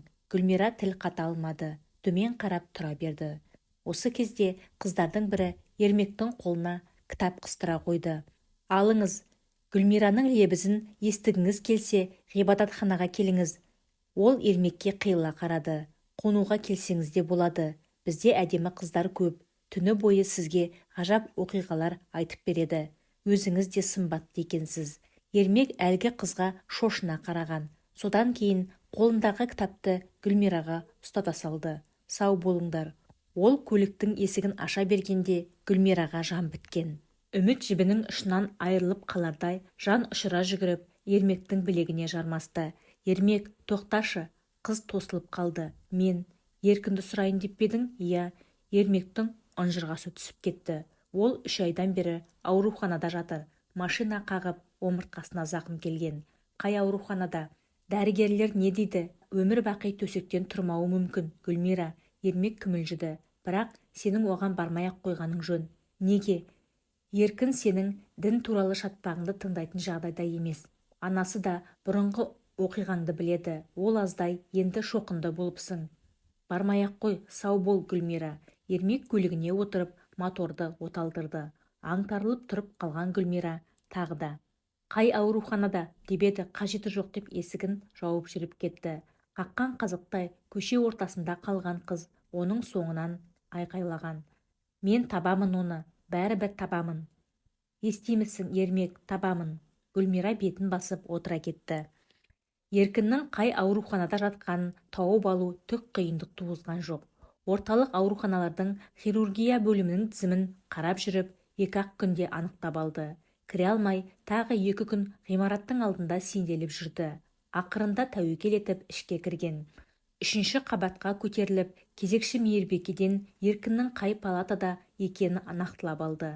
Дәлізбен келе жатып, мың толғанды. Орындықтардың біріне отырып, қабырғаға басын сүйеді. Бір жеріңіз ауырып тұрма? Дәрі берейін. Жаңағы мейірбеке екен. Жоқ, рахмет, бәрі жақсы. Сәл тындығып алайын деп. Баратын адамыңызға тезірек кіріп шығыңыз. Сәлден соң есікті жабамын. Үлгірмейсіз. Деп мейірбеке жөніне кетті.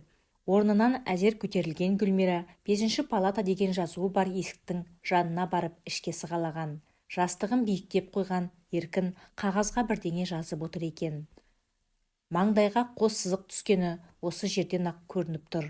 Шашына да ақ араласқандай. Гүлмира еппен басып ішке кірген. Еркін мұны байқамады. Сәлем, Еркін, қалайсың? Жігіт селт етіп жанындағы қағазды жамылғы астына жасыра қойған. Гүлмираны көргенде өңі бұзылып, 1-2 мәрте жұтынды. Қыз көзінен тамшылар моншақтап сала берген. Сен қайдан жүрсің? Гүлмира жауап бермеді. Ілби басып, төсек жанына қойылған орындыққа отырды да Еркінге аса бір қимастықпен қарады. Жас тоқтар емес. Осы кезде палатаға Қасиет апа кіріп келген. Қолындағы сөмкесін шкаф үстіне қоя салып, айна алайын деп емреніп, ұлының маңдайынан сүйді. Шашынан иіскеді. Содан кейін ғана орындықта отырған қызға қараған. Мына бала кім? Гүлмира ғой апа. Еркіннің дауысы қарлығып шықты. Қай Гүлмира? Пакеттерді аша бастаған Қасиет апа баласына қарады. Кенет есіне әлдене сап ете қалғандай болып, әлгі Хамиттің шоқынған қызыма деді. Еркін басын изеді. Әлгі, иә апа, иә. Қасиеттің бетіне ашу тепкенін Гүлмира көрді, бірақ кете алмады, отыра берді. Кемпір де басы артық сөз айтпай баласымен боп кетті. Қалайсың құлыным, қарның ашқан жоқ па? Ол дорбасынан ыстық тамақ салынған банкі шығарды. Дәрігеріңмен сөйлесіп едім, емді дұрыс қабылдаса тұрып кетеді, деді. Тек әлгі немене еді? Кемпір баласына қараған. Еркін күліп жіберді. Тренажер ма? Иә, сол тренажер деген пәлеңді тауып әкелсем болғаны. Ермек жүгірмекке айтып едім, ақшасы қымбаттау екен дейді. Ол да қысылып жүр, байғұс бала. Манадан үнсіз отырған Гүлмира Еркінге не керегін түсінген. Қанша екен? Менде ақша бар. Қасиет ернін сылп еткізді. Жоқ, рахмет. Әуелі Алланың, содан кейін ауылдағы ағайынның көзі түзу болсын. Бір темір деген не дейсің тәйірі? Бағасын білсем, ақшасын жинап әкелемін ғой. Менде бар ғой, ауылға сабылып қайтесіз. Қой айналайын. Қасиет қартайғанда әлгі немене еді? Мысық тілеулілер. Кемпір есіне түсіре алмай қолын ербеңдетті. Секта ма? Еркін апасына дем берді. Сол бәле сиқтан топ кетіпті, деп ел күлер. Рахмет. Қасиет Гүлмираның баласына жуығанын қаламайтынын анық байқатты. Сен бар, баламның басын қатырма. Жүзі қарана жылытыпты деп табаға қалдырарсың бізді. Бар. Ол қолын сілтеді. Еркін бұған қарап басын изеген. Бар Гүлмира, енді келмей-ақ қой. Орнынан үнсіз көтерілген қыз қолындағы сипатын шкаф үстіне қойып коридорға шықты. Іле-шала Қасиет те шығып еді. Бұл апарған пакетті есік аузында тұрған қоқыс шелегіне тастай салды. Бисмилля, бәлесінен аулақ, дұға салып әкелген шығар.